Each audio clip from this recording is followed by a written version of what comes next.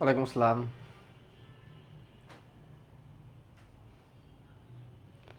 কেমন আছো তোমরা?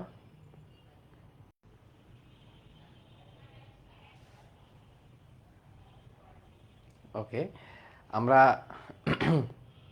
রক্ত সঞ্চালন অধ্যায়ের দ্বিতীয় যে গুরুত্বপূর্ণ টপিকগুলো, এই চ্যাপ্টারটাকে তোমরা তিনটা ভাগে ভাগ করি। প্রথম অংশে আমরা রক্তকণিকা, বেসিক্যালি রক্ত নিয়ে আলোচনা করি। দ্বিতীয় অংশে আমরা হৃৎপিণ্ডের গঠন, হৃৎপিণ্ডের রক্ত সঞ্চালন নিয়ে কথাবার্তা বলবো, এবং 3 নম্বর ধাপে আমরা হৃৎপিণ্ডের রোগ সম্পর্কিত আলোচনা করবো। এই তিনটা স্টেপে ভাগ করা যায়, এবং এই চ্যাপ্টারের প্রশ্নগুলো সাধারণত লাস্টের যে দুইটা স্টেপের কথা বললাম, রক হৃৎপিণ্ডের গঠন এবং হৃৎপিণ্ডের বিভিন্ন রোগ, এই অংশ থেকে বেশি প্রশ্নগুলো আসে। সো তোমাদের হৃৎপিণ্ডের গঠন সংক্রান্ত যে আলোচনাগুলো আছে, আমরা সেদিকে প্রবেশ করব। হৃৎপিণ্ডের গঠন নিয়ে আমরা আজকে আলোচনা করব। হৃৎপিণ্ডের গঠন পড়ার জন্য তো আমি সবার আগে একটু আজকে 3D টাইপের জিনিসপত্র দিয়ে আজকে একটু পড়ানো শুরু করি। কমপ্লিট অ্যানাটমি যে অ্যাপটা আছে এটা দিয়ে।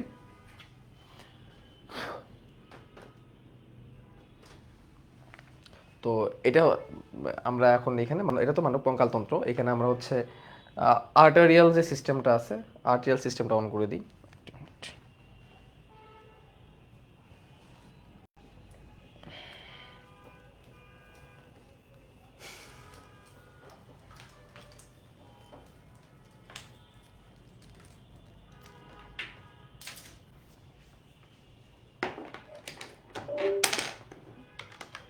ওকে, তো আমরা আর্টারিয়াল সিস্টেমটা অন করি। আর্টারিয়াল সিস্টেম মানে হচ্ছে ধমনীতন্ত্র, যেটাকে আমরা বলি। হ্যাঁ, ধমনীতন্ত্র। আমরা কিন্তু অলরেডি লিমফেটিক সিস্টেম পড়ে ফেলছি।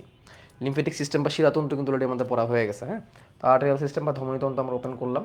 এই ধমনীতন্ত্রটাকে অন করে দিলাম। বেসিক আমরা হার্ট দেখতে পারতেছি, হার্টের অবস্থান দেখতে পারতেছি, এবং আমরা এটাও দেখতে পারতেছি যে বক্ষপিঞ্জরের যে বুকের যে খাঁচার যে হাড়টা আছে, তো এর মধ্যে এই যে সামনের যে স্টারনামটাকে যদি আমি সরাই দিই, স্টারনামটাকে যদি আমি হাইট করে দিই, তাহলে কিন্তু আমরা এখানে পুরোপুরি আমরা হৃৎপিণ্ডটাকে কিন্তু আমরা এখানে দেখতে পারতেছি। ঠিক আছে, তাহলে এক সেন্স আমরা বলতে পারি স্টারনামের ঠিক পেছন বরাবর। মাইক্রোফোন কারা কারা অন করে রাখছো? ওকে, স্টারনামের ঠিক পেছন বরাবর আমাদের কিন্তু হৃৎপিণ্ডের যে অবস্থানটা এখানে কিন্তু আছে। ওকে, তাহলে এই হচ্ছে আমাদের হৃদযন্ত্র। এই হচ্ছে আমাদের কি হৃদযন্ত্র। তো এর সাথে লাল যেটা আছে এটা কিন্তু ধমনীতন্ত্র। তো আমরা একটু কাজ করি, আমরা কঙ্কালতন্ত্রটাকে সরাই দিই। আমরা এবার শিরাতন্ত্রটাকে অ্যাড করি। শিরাতন্ত্রকে কিন্তু এখানে আমরা অ্যাড করে দিলাম কিন্তু এখানে। হ্যাঁ, তাহলে ধমনীতন্ত্র শিরাতন্ত্র দুটোই কিন্তু একসাথে আছে এখানে। ধমনীতন্ত্র আছে এবং শিরাতন্ত্র আছে।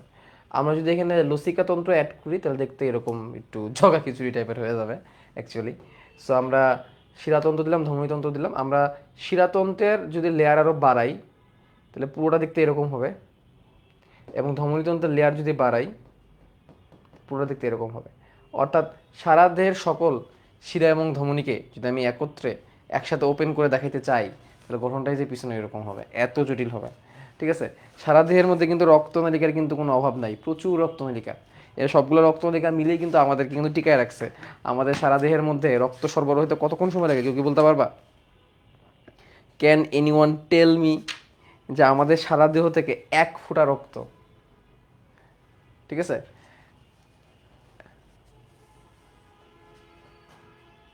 1 ফোঁটা রক্ত সারা দেহের মধ্যে সঞ্চালিত হইতে কতক্ষণ সময় লাগবে? একজন বলছো 4.4 থেকে 5 মিনিট। না, মাত্র 1 মিনিট। মাত্র 1 মিনিট। হ্যাঁ স্যার, আমি আগের ক্লাস করি নি, আমি কি ক্লাস করতে পারবো? অবশ্যই পারবা। তুমি আজকে থেকে তুমি নতুনভাবে ক্লাস করতে পারবা। আর বায়োলজি ক্লাসের মজা হচ্ছে তুমি যে কোনো জায়গা থেকে তুমি পড়াশোনা শুরু করতে পারবা। এইটা বায়োলজি ক্লাসের সব থেকে plus point. From any place you can start your learning any day.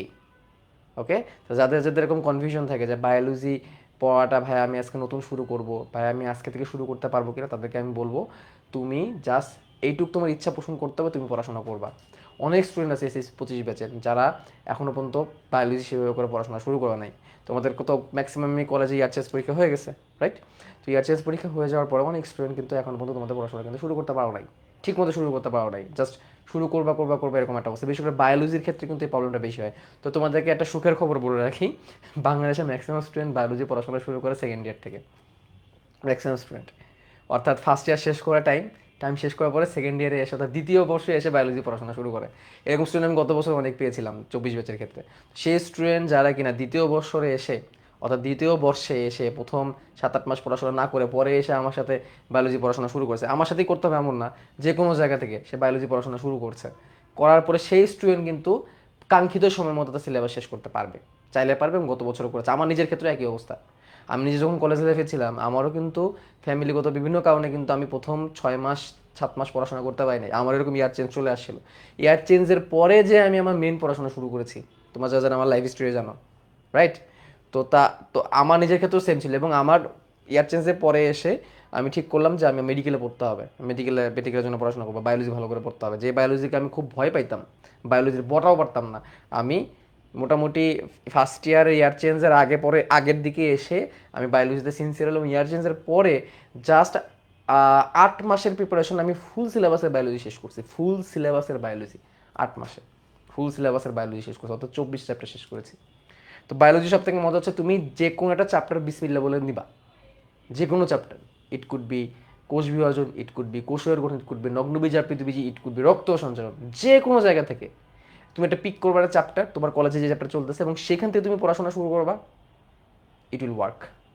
যে কোনো ক্লাস থেকে তুমি পড়াশোনা শুরু করবা, ইট উইল ওয়ার্ক। আগের কোনো সূত্র প্রয়োজন নাই, আগের কোনো থিওরি প্রয়োজন নাই, আগের কোনো কনসেপ্ট প্রয়োজন নাই, জাস্ট দরকার তোমার ইচ্ছা এবং একটা প্রপার গাইডলাইন। তোমার ইচ্ছা থাকতে হবে যে আমি ধরবো, আর তোমার প্রপার গাইডলাইন থাকতে হবে, এমন একজনের কাছ থেকে গাইডলাইন নিতে হবে।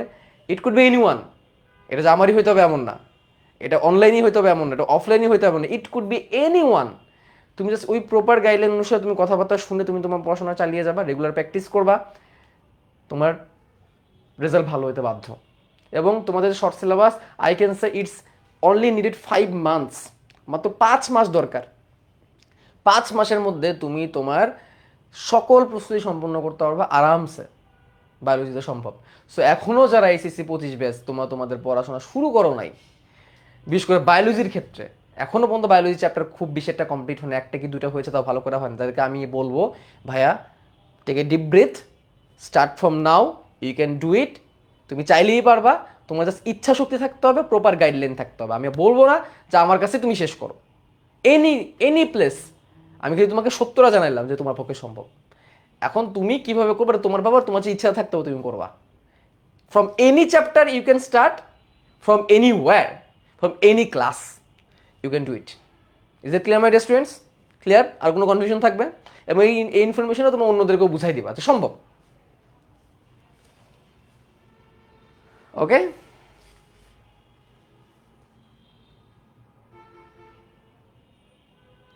বুঝতে পারছি। ওকে, মোটামুটি সবার ক্লিয়ার? আমার কথা মোটামুটি যদি সবাই বুঝে থাকো, তাহলে চলো আমরা আবার পড়ায় ঢুকে যাই। তো যেটা বলতেছিলাম যে শিরাতন্ত্র, ধমনীতন্ত্র, এই পুরো শিরাতন্ত্র ধমনীতন্ত্র এত চিকন চিকন সূক্ষ্ম সূক্ষ্ম নালিকা, এত চিকন চিকন সূক্ষ্ম সূক্ষ্ম নালিকা, এই সবগুলোকে তুমি যদি একসাথে করো, এই সবগুলো তুমি যদি একসাথে করো, তাহলে এটা বিভিন্ন জায়গায় বিভিন্ন ইনফরমেশন দেওয়া আছে। তো এরকম বলা আছে আমাদের শরীরে যত রক্তনালিকা আছে সবগুলোকে যদি আমরা একসাথে করি, আমাদের দেহের যত শিরা আছে, যত ধমনী আছে, সবগুলোকে যদি আমরা একসাথে করি, তাহলে এটা প্রায় 22 থেকে 36 কিলোমিটার পর্যন্ত একটা দৈর্ঘ্যের হবে। এত বেশি, এত বেশি। একটা সাথে একটা যদি পেঁচাই, এখন তো এখানে তো পেঁচায় আছে, যদি লম্বা করি 22 থেকে 36 কিলোমিটার পর্যন্ত দীর্ঘ হইতে পারে। তুমি চিন্তা করতে পারো যে আমাদের মানব দেহ, আজকে আমি একটু গল্পে গল্পে তোমাদেরকে পড়াবো, যে নতুন কনসেপ্ট শুরু হচ্ছে। আর ইনশাল্লাহ তোমাদের ঈদের আগে তো ক্লাসই এবার 1 সপ্তাহ, ঈদের আগে I will time my best যে আমি তোমাদের সব শেষ করে দিয়ে তারপর যাবো ইনশাল্লাহ। কারণ এবার ঈদে তোমার একটা লম্বা একটা ভ্যাকেশন পাবা ঈদে। তো এই জন্য আমি রক্ত সঞ্চালন চ্যাপ্টার শেষ করে, ওদিকে টিস্যু চ্যাপ্টার শেষ করে দিয়ে আমি ভ্যাকেশনে যাবো, আমি চিন্তা করছি। লাগলে ক্লাস কাউন্ট বাড়াই দিব মাঝখানে, ঠিক আছে? তো এই আর কি, যেটা বলতেছিলাম আর কি তোমাদেরকে, যে আমরা একটু আজকে একটু গল্প করে একটু কনসেপ্ট ওয়াইজ আগানোর চেষ্টা করি, ঠিক আছে? তো যেটা বলতেছিলাম, সারা দেহের মধ্যে এত রক্তনালিকা আছে, তুমি যদি পেঁচায় দৈর্ঘ্য করো অনেক বড় হবে। তাহলে এই যে রক্তনালিকা, রক্তনালিকা বেসিক্যালি 2 রকমের। রক্তনালী বেসিক্যালি কয় রকমের ভাইয়া? রক্তনালিকা বেসিক্যালি 2 রকমের। একটা হচ্ছে যেটা হার্ট থেকে বের হয়, একটা হচ্ছে এটা হার্টের দিকে যায়। তো শিরা আর ধমনী, শিরা আর ধমনীর যে কনসেপ্টটা, এটা আমাদের একটু চেঞ্জ করতে হবে। তোমরা শিরা বলতে কি বুঝো? যে কার্বন ডাইঅক্সাইড যুক্ত রক্ত যে পরিবাহিত করে সে হচ্ছে শিরা, আর অক্সিজেন যুক্ত রক্ত যে পরিবাহিত করে সে হচ্ছে কি ধমনী। তোমার তো এই কনসেপ্টটা জেনে জেনে এতদিন বড় হয়েছে, রাইট? আর তোমরা কি জানো এই কনসেপ্টটা যে আসলে সত্য না, এটা যে আসলে পুরাপুরি ট্রু না, এটা কি তোমরা জানো? অক্সিজেন যুক্ত হলে যে ধমনী আর কার্বন ডাইঅক্সাইড যুক্ত হলে শিরা, এটা কিন্তু প্রপারলি ট্রু না। আসলে কি, হার্ট থেকে যে নালিকাগুলো বের হয়ে যায় এরা হচ্ছে ধমনী, সে যেটা নিয়েই বের হোক, অক্সিজেন নিয়ে বের হোক বা কার্বন ডাইঅক্সাইড নিয়ে বের হোক। আর হার্টের দিকে যারা প্রবেশ করে তারা হচ্ছে শিরা। যেমন ঊর্ধ্ব মহাশিরা, নিম্ন মহাশিরা। সারা দেহ থেকে কার্বন ডাইঅক্সাইড যুক্ত রক্ত নিয়ে কোথায় প্রবেশ করে? হার্টে প্রবেশ করে। ঊর্ধ্ব মহাশিরা, নিম্ন মহাশিরা। বাই দ্য ওয়ে এই তোমরা ভিশন প্রোর ভিডিওটা দেখছো তো না? ইউটিউবে আমি আপলোড করছি যেটা ভিশন প্রো দিয়া হার্টের যে এটা, তো এই জন্য আর এখানে ক্লাসের মধ্যে আর দেখাচ্ছি না, ক্লাসের মধ্যে এই অ্যাপ দিয়ে দেখাই দেবো। ভিশন প্রো ভিডিও তোমরা দেখছোই, না দেখলে আমি আবার লিঙ্ক দিয়ে দিব না, ঠিক আছে? একটা জিনিস লিখতেছি আমি।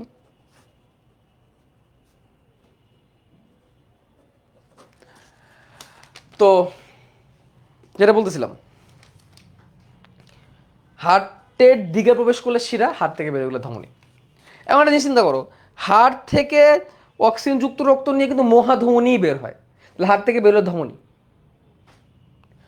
হার্টের দিকে কার্বন ডাইঅক্সাইড যুক্ত রক্ত নিয়ে ঊর্ধ্ব আর নিম্ন মহাশিরায় প্রবেশ করে, তাহলে হার্টের দিকে প্রবেশ করলে শিরা। Basic common sense, fantastic. এখন হার্ট থেকে রক্ত ফুসফুসে যায় কেন? একটু মাথা খাটাও। হার্ট থেকে রক্ত ফুসফুসে কেন যায়? হার্ট থেকে রক্ত ফুসফুসে যায় অক্সিজেন যুক্ত হওয়ার জন্য, এম আই রাইট? হার্ট থেকে রক্ত ফুসফুসে যায় কিসের জন্য? অক্সিজেন যুক্ত হওয়ার জন্য। তাহলে হার্ট থেকে রক্ত যদি ফুসফুসে বের হয় অক্সিজেন যুক্ত হওয়ার জন্য, তার মানে অবশ্যই সে কার্বন ডাইঅক্সাইড যুক্ত হয়ে আছে, তাহলে হার্ট থেকে কার্বন ডাইঅক্সাইড যুক্ত রক্ত তো বের হচ্ছে। হাত থেকে বেরোচ্ছে বলে এটাকে আমি ধমনী বলতেছি, যে এই ধমনী কার্বন ডাইঅক্সাইড পরিবহন করে, এর নাম হচ্ছে পালমোনারি ধমনী। এটাকে আমরা ব্যতিক্রম বলি। আসলে ব্যতিক্রম বলতে কিছু নাই, ব্যতিক্রম না, আসলে সংজ্ঞাটা এরকম, হাত থেকে বের হয়ে গেলে ধমনী, হাতের দিকে প্রবেশ করলে শিরা, হোয়াটএভার। তাহলে এত জটিলতার মধ্যে রাখলে তো সমস্যা, এটাকে আমরা একটু সহজতর করি। তাহলে শিরা যতগুলো আছে ম্যাক্সিমামগুলাই আমরা বন্ধ করে একটা রাখলাম। ধমনী যতগুলো আছে এত কঠিনগুলো না রেখে একটা মাত্র লেয়ার রাখি আমরা, ধমনীর একটা মাত্র লেয়ার রাখি, শিরারও একটা মাত্র লেয়ার রাখি, একটা করে লেয়ার রাখলাম, তাও দেখো অনেকগুলো হয়ে গেছে। এখন খেয়াল করো, এই হচ্ছে আমাদের হৃদযন্ত্র, আমাদের হৃৎপিণ্ড, আমাদের হার্ট, ঠিক আছে? আমাদের হৃৎপিণ্ড বা আমাদের হার্ট, এটা মোটামুটি 12 সেন্টিমিটার দৈর্ঘ্য, 9 সেন্টিমিটার প্রস্থ বিশিষ্ট। আর এটার ওজন আসলে আমাদের গাজী আজমল স্যারের বইয়ের মধ্যে একরকম ইনফরমেশন আছে, আলিম স্যারের বইয়ের মধ্যে একরকম ইনফরমেশন আছে। অ্যাভারেজ আমরা বলতে পারি 250 থেকে 350 গ্রাম। আমরা যখন কলেজ লাইফে ছিলাম আমাদের সময় হৃৎপিণ্ডের গঠন নিয়ে সুন্দর একটা, মানে ওজন নিয়ে সুন্দর একটা কনসেপ্ট লেখা ছিল এরকম, যে পুরুষদের দেহে হৃৎপিণ্ডের ওজন 300 থেকে 350 গ্রাম, আর নারীদের দেহে তার থেকে 1/3 কম। অর্থাৎ পুরুষদের যদি ওজন হয় 300 গ্রাম, নারীদের ক্ষেত্রে ওজন হবে 200 গ্রাম। এক সুন্দর একটা কনসেপ্ট লেখা ছিল।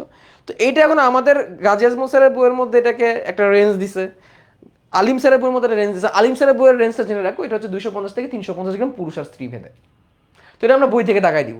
তো এরকম নাম্বারগুলো একটু কনফিউশন, এগুলো আমরা বই থেকে দেবো। তো আনুমানিক একটা ওজন তো বলছি, যে সে দৈর্ঘ্যে 12 সেন্টিমিটারের মতো হবে এরকম, আর পোস্তে 9 সেন্টিমিটারের মতো হবে এরকম। তাহলে এই যে এতটুকু আকার বিশিষ্ট এরকম একটা অঙ্গ হবে, এবং তার ওজন 250 থেকে 350 গ্রামের মধ্যে থাকবে।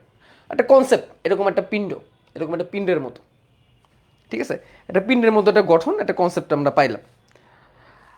তো এই যে হার্ট, এই হার্টটা আমাদের ভ্রূণ অবস্থায়, ভ্রূণ নিয়ে কিন্তু অনেক কথাবার্তা বলা হয়েছে কিনা বলো? ভ্রূণ নিয়ে কিন্তু অনেক কথাবার্তা বলা হয়েছে। তো আমাদের ভ্রূণ অবস্থায় এই একটা প্রশ্ন একবার মেডিকেল ভর্তি পরীক্ষা আসছিল, গত বছর মেডিকেল ভর্তি পরীক্ষা আসছিল, ভ্রূণীয় কত সপ্তাহ বয়স থেকে হৃদযন্ত্র সংকোচন প্রসারণ শুরু করে? এরকম একটা প্রশ্ন মেডিকেল ভর্তি পরীক্ষায় আসছিল। তাহলে আমি কিন্তু অনেক কনসেপ্ট নিয়ে কথাবার্তা বলবো আজকে, ঠিক আছে? আগে বলে রাখতেছি, অনেক কনসেপ্ট নিয়ে কিন্তু কথাবার্তা বলা হবে। দেখো, মাতৃগর্ভের 6 সপ্তাহ বয়সে, কয় সপ্তাহ বয়সে? মাতৃগর্ভের 6 সপ্তাহ বয়স থেকে হৃৎপিণ্ড সবার প্রথমে স্পন্দন হওয়া শুরু করে। তাহলে মানব হৃৎপিণ্ড এই স্পন্দন হওয়া শুরু করছে কবে থেকে? ইউটেরাইন লাইফের, অর্থাৎ ভ্রূণীয় অবস্থার, মাতৃগর্ভে থাকা অবস্থায় ভ্রূণটার বয়স যখন 6 সপ্তাহ হয়েছে, অর্থাৎ 1.5 মাস বয়স হয়েছে, তখন থেকে সে স্পন্দিত হওয়া শুরু করছে। আজ পর্যন্ত কি থামছে? আজও কি থামছে স্পন্দন? বলো। ভ্রূণীয় 6 সপ্তাহ বয়স থেকে সে যে তার স্পন্দন শুরু করছে, স্পন্দনটাকে আজ পর্যন্ত থামছে?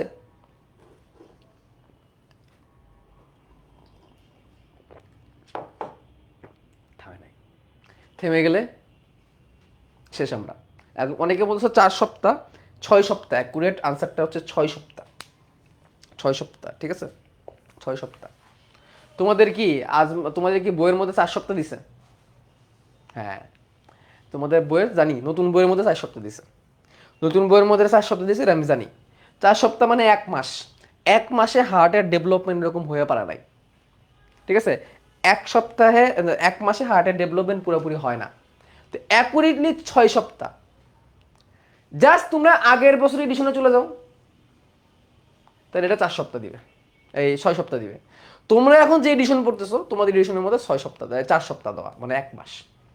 তাহলে তোমরা 4 সপ্তাহ 6 সপ্তাহ এটার মাঝখানে কনফিউজড হয়েও না, ঠিক আছে?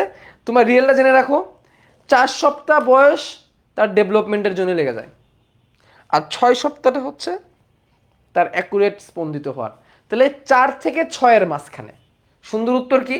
4 থেকে 6-এর মাঝখানে। দেখো, হিউম্যান বডি সবার কিন্তু সেম না। তোমরা এক্সামে আসলে কোনটা দিবা? এক্সামে অপশন দেখে আনসার করবা। যেহেতু এখানে একটা কনফিউশন তৈরি হয়ে গেছে, এক্সামে 4-6 দুটাকে একসাথে দিবে না। তবে একটু বলে রাখি, মেডিকেল ভর্তি পরীক্ষায় এই প্রশ্ন আসছে, ভ্রূণীয় কত সপ্তাহ বয়স থেকে হৃৎপিণ্ড স্পন্দিত হয়? আনসারটা 6 ছিল। এটা মেডিকেল ভর্তি পরীক্ষা অলরেডি আসছে। তাহলে স্টিল 6 কিন্তু অধিকতর গ্রহণযোগ্য একটা উত্তর হিসেবে কিন্তু রয়ে গেছে, ঠিক আছে? ওকে, আসো এবার। তোমাদের গাজিয়াস বলসের মধ্যে ওজনটা বলছে 250 থেকে 390 গ্রাম পুরুষের, আর স্ত্রীদের ক্ষেত্রে 200 থেকে 270, 275 গ্রাম। তো এত কঠিন রেঞ্জের থেকে আমরা জেনে রেখে 250 থেকে 350 গ্রাম পুরুষ আর স্ত্রীর মাঝখানে। ওকে, তো সে যে স্পন্দন হওয়া শুরু করলো 4 বা 6 সপ্তাহ বয়স থেকে, স্টিল কিন্তু সে বিট করে যাচ্ছে। স্টিল আমাদের প্রত্যেকের হৃৎপিণ্ড, আমরা যে বুকে হাত রাখি, আমরা দেখতেছি আমাদের হার্ট কিন্তু বিট করে যাচ্ছে। তাহলে এখানে একটা বেসিক চিন্তা করে দেখো, তুমি পকেটে ফোন ইউজ করো, তুমি পকেটে ফোন ইউজ করো, এই ফোন তুমি রেগুলার ইউজ করতেছো, রেগুলার তুমি তোমার পকেটের মধ্যে রাখতেছে, রেগুলার তুমি তোমার কাজ করতেছো, বিভিন্ন রকমের কাজ করতেছো। It's a machine, it's a machine. This machine you put it into your pocket and you are passing your whole day. You can start or you can stop this phone at any time. ঠিক আছে? তুমি যে কোনো সময় এই ফোনটা start করতে পারো, অন করতে পারো, তোমার ইচ্ছা। অ্যাগেইন, তুমি চাইলে ঘুমায়ও যেতে পারো। তুমি যখন ঘুমায় যাও, তোমার ব্রেনের বেশ কিছু ফাংশন অফ হয়ে যায় এবং আরও কিছু ক্রিয়েটিভ ফাংশন অন হয়। But this organ never stop for you. This organ is saving you every time and every moment.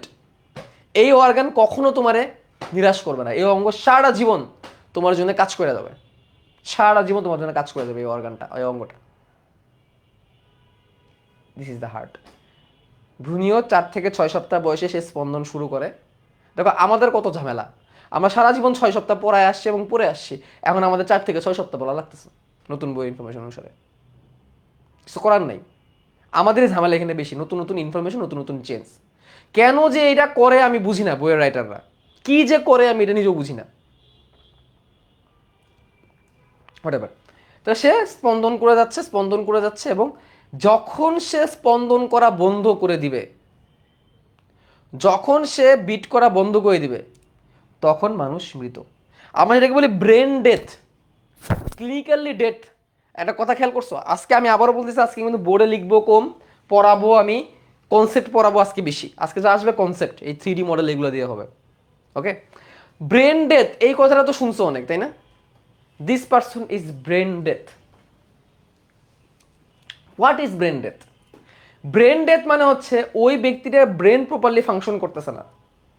Brain কেমনে বুঝলাম ব্রেন প্রপারলি ফাংশন করতেছে না? ব্রেন থেকে সিগন্যাল যখন আমাদের পুরো শরীরের মধ্যে যাবে, তখনই কিন্তু ওই অঙ্গগুলো কাজ করবে। একটা সিগন্যাল আমাদের একটা অঙ্গ থেকে ব্রেনে যায়, যেটাকে আমরা সেন্সরি সিগন্যাল বলি, সেন্সরি নার্ভ। এগুলো তোমাদের সাথে কথাবার্তা হয়েছে। যেমন ধরো তোমাকে তোমার গালে হাত বুলাইলাম বা থাপ্পড় দিলাম, তুমি ব্যথাটা ফিল করতেছো, সেন্সরি।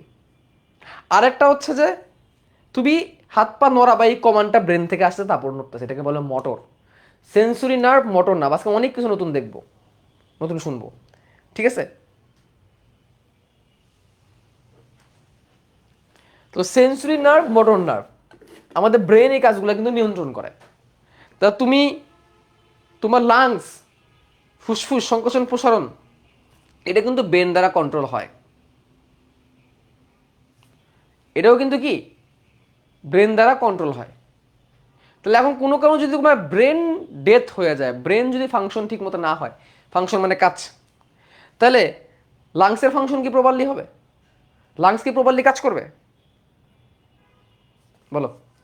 তখন কিন্তু লাংস কিন্তু প্রপারলি কাজ করতে পারবে না, এবং ওই মুমেন্টে কিন্তু ব্যক্তির লাংস বন্ধ হয়ে যায়। তখন ওই ব্যক্তিটাকে লাইফ সাপোর্টে নিতে হয়, তখন এই ব্যক্তিকে আমরা লাইফ সাপোর্টে নিই। ব্রেন ডেথ মানে সহজ ভাষায় কোমা, ক্লিনিক্যাল ডেথ মানে সহজ ভাষায় কোমা। ক্লিনিক্যালি ডেথ কেন বলতেছে? একটা পেশেন্ট যখন ক্লিনিক্যালি ডেথ হয়ে যায়, একটা পেশেন্ট যখন ব্রেন ডেথ হয়ে যায়, একটা পেশেন্ট যখন কোমায় চলে যায়, তখন ডাক্তারের পক্ষে ওই পেশেন্টের জন্য করার মতো তেমন কিছু থাকে না। ডাক্তারের জন্য ওই পেশেন্টের জন্য করার মতো তেমন কিছুই আর থাকে না। জাস্ট তাকে ক্লিনিক্যাল সাপোর্ট দিয়ে রেখে দেওয়া, লাইফ সাপোর্ট যেটাকে বলা হয়। এবং ওই ব্যক্তির লাংস কিন্তু কাজ করে না, লাংস কিন্তু কাজ করে না। ভেন্টিলেশন মেশিন লাগায়, মুখের মধ্যে দিয়ে পাইপ ঢুকায়া, গলার ভিতরে পাইপ ফুসফুস মধ্যে ঢুকায়, একটা মেশিন দিয়ে বাতাস দেওয়া হয়। ব্রেন কাজ করতেছে না, ব্রেন ডেথ, কোমা, কোনো সিগন্যাল কাজ করবে না।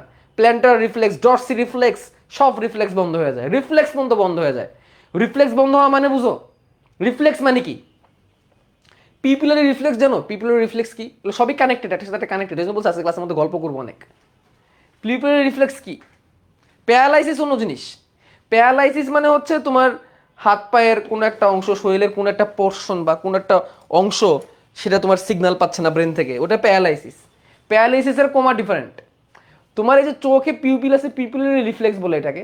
তুমি পিপুলের দিকে যদি লাইট ফেলো চোখের মধ্যে, তো নিজ খেয়াল করছো লাইট ফেলানোর পরে একটা কালো একটা অংশ এরকম সংকুচিত হয়ে যায়, আবার যখন লাইট সরাতে তখন এরকম প্রসারিত হয়ে যায়। লাইট দিলে এরকম সংকোচন হয়ে যায়, কালো অংশটা আবার প্রসারিত হয়। খেয়াল করছো হয়তো বা, এটা পিউপিল সংকোচন প্রসারণ। এবং এটা তোমাদের দেখাইছিলাম না যখন তোমাদের ঘাস ফিরিং পড়াইছিলাম? এই সাইকেলই তো, ঘাস ফিরিং পড়ানোর সময় দেখাই না এটা পিপুলার রিফ্লেক্স? হ্যাঁ, দেখাইছি তো। ওকে, তাহলে এই যে রিফ্লেক্সটা, এটা কিন্তু আমাদের রিফ্লেক্স, যেহেতু প্রতিবর্ত ক্রিয়া, এটা কিন্তু স্নায়ুতন্ত্র দ্বারা নিয়ন্ত্রিত হয়। তারপরে পায়ের মধ্যে সুড়সুড়ি করলে একটা যে রিফ্লেক্সটা, এটা কিন্তু রিফ্লেক্স।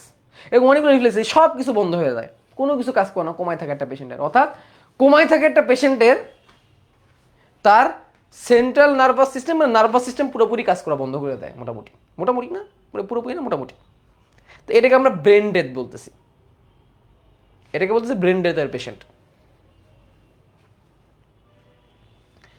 ওই মুমেন্টে যখন আমাদের লাংস চলতেছে না, লাংসকে আমরা আলাদাভাবে আর্টিফিশিয়ালি ভেন্টিলেশন মেশিন দিয়ে লাংস চালানো লাগতেছে, ওই মুমেন্টে আমাদের হার্ট কাজ করতেছে।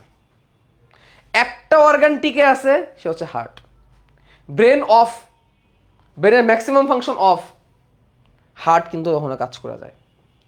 ক্লিনিক্যালি ডেথ পেশেন্ট, কোমায় থাকা পেশেন্টের কিন্তু হার্ট চলতেছে, হার্ট তোমাকে বাঁচায় রাখছে, লাইফ সাপোর্টে রাখা হয়েছে, কোমায় পেশেন্ট তাকে ভেন্টিলেশন দিয়ে রাখা হয়েছে তার হার্টের কারণে, তার হার্ট তাকে এখনো ছেড়ে যায় নাই। যে সময় হার্ট বন্ধ হয়ে যাবে সেই সময় মানুষটার সব কিছু বন্ধ হয়ে যাবে। যে সময় হার্ট বন্ধ হয়ে যাবে এই সময় মানুষটার শেষ চেষ্টাটাও আর টিকে থাকবে না। তাহলে আমাদেরকে টিকায় রাখার জন্যে হার্টের ভূমিকা অপরিসীম। হার্ট বন্ধ হচ্ছে না, সে যখন বন্ধ হয়ে যাবে তখন আমরা আর দুনিয়া থাকবো না। বলে না হৃদস্পন্দন বন্ধ হয়ে গিয়ে মৃত্যুবরণ করেছে, এই সে আমাদের হার্ট। এইভাবেই আমাদের দেহের মধ্যে বিট করে যাচ্ছে, সে প্রতিনিয়ত সে তার কাজ করে যাচ্ছে, কখনো বাড়তেছে কখনো কমতেছে, কখনো বাড়তেছে স্পিড কখনো কমতেছে। এই বাড়া কমার পিছনে সায়েন্স আছে, কেন বাড়ে কমে, চলো এটা একটু শিখি। হার্টবিট কেন বাড়ে কমে, আমরা যখন পরিশ্রম করি তখন কেন বাড়ে, আমরা যখন রিল্যাক্স থাকি তখন কেন কমে, ঠিক আছে? তো এইটার জন্য আমরা একটা এক্সারসাইজ দেখতে পারি।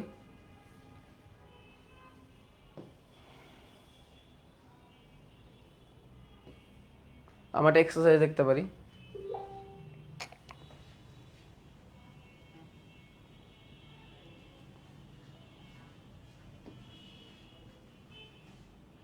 এটা একটা সিম্পল একটা এক্সারসাইজ, ডাম্বেল তোলার একটা এক্সারসাইজ। তো এই ব্যক্তিটা ডাম্বেল তুলতেছে,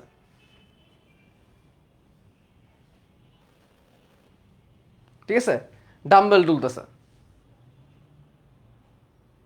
আরেকটা দেখি একটু, এবার একটু আরেকটা এক্সারসাইজ দেখি, একটু দৌড়ানো টাইপের একটু এক্সারসাইজ দেখতে যাচ্ছিলাম, দৌড়ানো। আচ্ছা, এটা দিয়ে একটু কাজ হইতে পারে।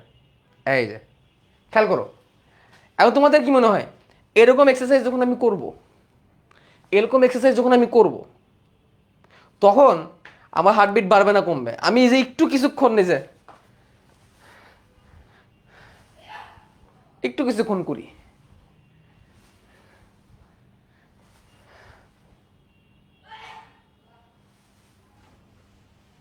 পাস, আমি যদি জোরে জোরে করি, তোমরা আমার ব্রিদিং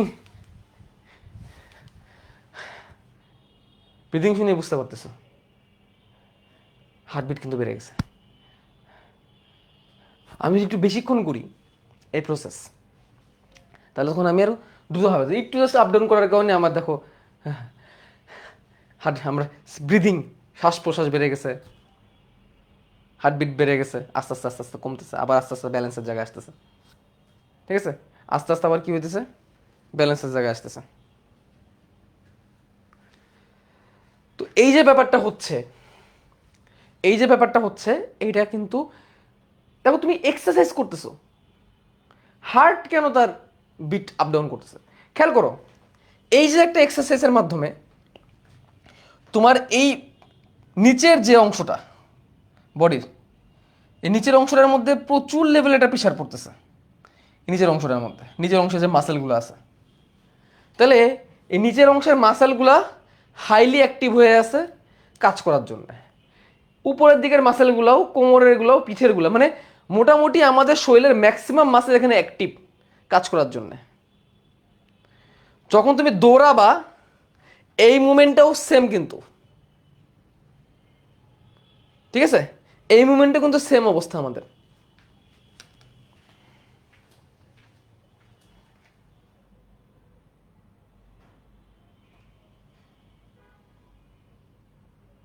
ওকে, ওই মুভমেন্টে কিন্তু আমাদের অবস্থা সেম। তাহলে এই যে এই অর্গানগুলা বা এই যে এই মাসেলগুলা এখানে যা যা আছে, এরা যখন অনেক বেশি অ্যাক্টিভ হয়ে যাবে, এরা যখন অনেক বেশি কাজ করা শুরু করবে, সেই মুমেন্টে এই কোষগুলার মধ্যে, এই হাতে পায়ের যে কোষগুলো আছে, এদের কি খাবারের চাইতে পারবে না?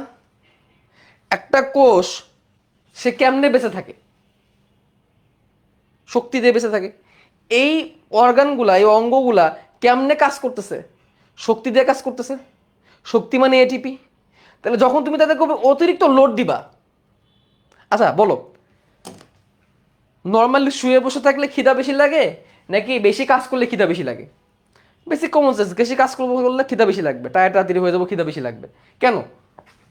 কারণ এই অঙ্গগুলো অনেক বেশি কাজ করতেছে, এদের খাবার দরকার। এই খাবার থাকবে, খাবার থেকে শক্তি পাবে। খাবারের সাথে শক্তির সম্পর্ক কি? খাদ্যবস্তুকে অক্সিজেন দ্বারা জারিত করবা, শক্তি উৎপন্ন হবে এবং কার্বন ডাইঅক্সাইড উৎপন্ন হবে। তার মানে কি বুঝলাম? খাবার থেকে তুমি যখন শক্তি উৎপন্ন করাবা, এরা যখন এক্সারসাইজের কারণে এদের উপর লোড পড়তেছে বেশি, তারপর কীভাবে লিঙ্ক সব কিছু একটু একটু চিন্তা করো এইভাবে। এদেরকে যখন তুমি লোড দিচ্ছ অনেক বেশি, এদের উপর কাজের প্রেশার পড়তেছে অনেক বেশি, তখন এদের খাবারের চাহিদা বাড়বে। খাবারের চাহিদা মানে গ্লুকোজের চাহিদা বাড়বে। ধরো গ্লুকোজ ধরে নিলাম, বা প্রোটিন ধরে নিলাম, বা ফ্যাট ধরে নিলাম। শক্তি বানাইতে গেলে এই গ্লুকোজ, প্রোটিন, ফ্যাটকে তোমাকে অক্সিজেন দ্বারা কি করতে হবে? জাহিদা করতে হবে। আমি জাস্ট একটু বিক্রিয়াটা দেখাই, বেসিক বিক্রিয়াটা দেখাই, তাহলে তোমরা বুঝতে পারবা। বেসিক বিক্রিয়াটা দেখাই, তাহলে তোমরা বুঝতে পারবা। দেখো যে ধরো গ্লুকোজ C6H12O6, এরা অক্সিজেন দ্বারা জারিত হবে। কি দ্বারা জারিত হবে ভাইয়া?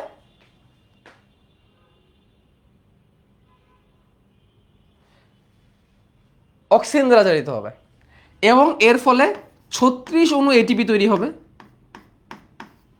এবং কার্বন ডাইঅক্সাইড তৈরি হবে। যে কার্বন ডাইঅক্সাইডটা বের হয়ে যাবে, এই কার্বন ডাইঅক্সাইড কিন্তু আমরা ত্যাগ করি। একটা system is connected with another system. একটা সিস্টেম আর একটা সিস্টেমের সাথে ওতপ্রোতভাবে কানেক্টেড, জড়িত। ঠিক আছে? ওতপ্রোতভাবে কানেক্টেড এবং জড়িত। তাহলে এই যে গ্লুকোজটাকে জারিত করতে তো আমার এই অক্সিজেনকে ব্যবহার করতে হইতেছে। এই অক্সিজেনই কিন্তু আমরা গ্রহণ করি, এই কার্বন ডাইঅক্সাইড কিন্তু আমরা ত্যাগ করি। তাহলে কি বুঝলা? এই অক্সিজেনটাই এখানে পৌঁছাইতে হবে, এই অক্সিজেনটাকে এখানে পৌঁছাইতে হবে। তাহলে খাবার পৌঁছাইতে হবে, অক্সিজেন পৌঁছাইতে হবে। খাবার অক্সিজেন পৌঁছানোর কাজ কে করে বলো?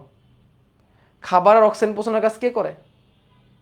খাবার আর অক্সিজেন পৌঁছানোর কাজ তো করে হচ্ছে আমাদের রক্ত, রক্তরস, তাহলে প্লাজমা। তাহলে কি বলতে পারি? প্লাজমা তারা কি করবে? ফুড, খাবার পরিবহন করবে। এবং আরবিসি সে কি পরিবহন করবে? সে হচ্ছে অক্সিজেন এবং কার্বন ডাইঅক্সাইড বের করে নিয়ে আসবে। দেখো লোহিত রক্তকণের ভূমিকা আর রক্তরসের ভূমিকা। এদেরকে পৌঁছাইতে হবে এই জায়গায়, পায়ে। এরা যখন পায়ে পৌঁছাবে, খাবার যখন পর্যাপ্ত পরিমাণ পৌঁছাবে, তখন এরা কাজ করার শক্তি পাবে। আর যখন পর্যাপ্ত পরিমাণ খাবার থাকবে না, অক্সিজেন সাপোর্ট থাকবে না, তখন তুমি টায়ার্ড হয়ে যাবে আস্তে আস্তে। এখন দেখো এই কনসেপ্টটা তুমি যদি বুঝে থাকো, তাহলে এখান থেকে অনেক কিছু তুমি আনসার করতে পারবা। রোগও তুমি আনসার করতে পারবা, হার্টের রোগ কেমনে হয়। তাহলে এই যে এই অর্গানগুলোর মধ্যে খাবারের চাহিদা যে বেশি হয়ে গেছে, আলটিমেটলি তুমি যখন পরিশ্রম করবা, তোমার শরীরের সবগুলো অঙ্গেরই খাবারের চাহিদা বেড়ে যাবে। তুমি অনেক বেশি কাজ করতেছো, অনেক বেশি কাজ করতেছো, তোমার খাবারের চাহিদা অনেক বেশি বেড়ে যাবে। তো এই খাবারের চাহিদা অনেক যখন বেড়ে যাবে, তখন কি রক্তের মাধ্যমে আগে যদি মিনিটে 10 ইউনিট গ্লুকোজের প্রয়োজন পড়তো, আগে যদি গ্লুকোজের প্রয়োজন পড়তো মিনিটে 10 ইউনিট, ধরে নিলাম 10 ইউনিট, 10 একক, যখন কাজ করবে ডিউরিং এক্সারসাইজ এটার প্রয়োজন পড়বে 20 ইউনিট, 20 ইউনিট বা ধরো 15 ইউনিট, 15 থেকে 20 ইউনিট, 15 থেকে 20 ইউনিট পরিমাণ মানে খাবারের চাহিদা এখানে হয়ে যাবে। কারণ তোমার তো খরচ হচ্ছে শক্তি, তুমি এখানে অতিরিক্ত লোড দিচ্ছ। তো অতিরিক্ত লোড দিতে অতিরিক্ত শক্তি লাগবে, অতিরিক্ত শক্তি মানে অতিরিক্ত খাবার লাগবে, অতিরিক্ত গ্লুকোজ লাগবে, অতিরিক্ত কার্বন ডাইঅক্সাইড বের হবে, যেটা শরীর থেকে বের করে দেওয়া লাগবে। রাইট? তাহলে তোমার যখন এক্সারসাইজের সময় যখন তোমার খাবারের চাহিদা বেড়ে গেছে, খাদ্যের চাহিদা যখন তোমার বেড়ে গেছে, তখন এখানে রক্ত প্রবাহ বাড়াইতে হবে। দেখো খেয়াল করে, তোমার আগে মিনিটে 10 ইউনিট খাবার হলে চলতো, এখন তোমার মিনিটে 15 মিনিট খাবার লাগতেছে এবং অক্সিজেন লাগতেছে। খাবারের সাথে তো অক্সিজেনও বাড়াইতে হবে, তাই না? খাবারের সাথে সাথে তো অক্সিজেনের পরিমাণও তোমার বাড়াইতে হবে। খাবার যতটুকু বাড়বে, অক্সিজেন তার থেকে 6 গুণ বাড়বে, কারণ এখানে ব্যালেন্স করতে 6টা অণু অক্সিজেন লাগে। রাইট? তাহলে তোমার পরিশ্রম বাড়লে খাবারের চাহিদা বাড়বে, এটা একটা বেসিক সত্য। এখন তোমার রক্তের পরিমাণ কি বাড়তেছে? তোমার দেহে রক্ত কত? তুমি তো এটুকু বুঝে গেছো যে রক্ত ছাড়া এই খাবারগুলোকে ওই জায়গায় পৌঁছায় দেওয়ার মতো কেউ নাই, রক্ত ছাড়া অক্সিজেনগুলোকে পৌঁছায় দেওয়ার মতো কেউ নাই। তাহলে তোমার রক্ত তো বাড়তেছে না। তোমার শরীরে রক্ত কি সাময়িক সময়ের জন্য বেড়ে যাচ্ছে? বাড়তেছে না। তোমার রক্ত যতটুকু আছে অতটুকুই থাকতেছে। তাহলে তোমার রক্ত যতটুকু আছে অতটুকুই থাকতেছে, তাহলে এখন তোমার ওয়ে কি তাহলে বলো? তাহলে তোমার ওয়ে কি? তোমার একমাত্র ওয়ে হচ্ছে তোমার শরীরে যে রক্তটা আছে সেই রক্তকে দ্রুত আগে যে স্পিডে ছিল তার থেকে বেশি স্পিডে প্রবাহিত করো। তোমার রক্ত আগে যে স্পিডে প্রবাহিত হইতো তার থেকে বেশি স্পিডে প্রবাহিত করো। তাহলে কি হবে? তাহলে ওই জায়গায় রক্ত বেশি বেশি খাবার নিয়ে যেতে পারবে। মানে ব্যাপারটা হচ্ছে যে তোমার পরিমাণ, রক্তের পরিমাণ সেম, এটা চেঞ্জ হচ্ছে না, বাড়তেছেও না। তুমি এখন যেটা করতে পারো, আগে যদি এই স্পিডে যাইতে, এখন এই স্পিডে যাও, দ্রুত যাও, বেশি খাবার নিয়ে আসা যাওয়া করো, বেশি খাবার নিয়ে আসা যাওয়া করো। যেমন শেষ সময় ইফতারের আগে রাস্তার মধ্যে একটা জ্যাম পড়ে, সবাই বাসায় যেতে চায়, ব্যাপারটা হচ্ছে এরকম। ওকে, ব্যাপারটা হচ্ছে এরকম। তাহলে ওয়েটা কি? তুমি তোমার রক্তের প্রবাহটাকে বাড়াই দিবা।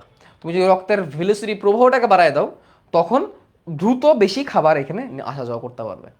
তাহলে এখন তোমার হার্টবিট যদি অ্যাভারেজে 75 বিট পার মিনিট হয়, তোমার হার্ট যদি অ্যাভারেজে মিনিটে 75 বার বিট করে, বিপিএম মানে বিট পার মিনিট, বিপিএম মানে কি?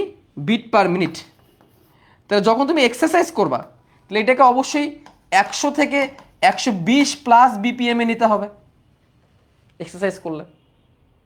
তাহলে তুমি পারবে না, হার্ট তো বিট বাড়াইতে হবে। হার্ট যত বেশি বিট করবে তত বেশি রক্ত সে পাম্প করে বের করে দিতে পারবে। তাহলে এই জন্য এক্সারসাইজ করলে আমাদের হার্ট বিট বেড়ে যায়। বেসিক কমন সেন্স, দেখো প্রুফ, লজিক, বুঝছো লজিক? এই জন্য হার্ট বিট বেড়ে যায়। Okay fine. হার্ট যখন বিট করবে, হার্টের সাথে কোরিলেট কে? হার্টের সাথে কোরিলেট কে?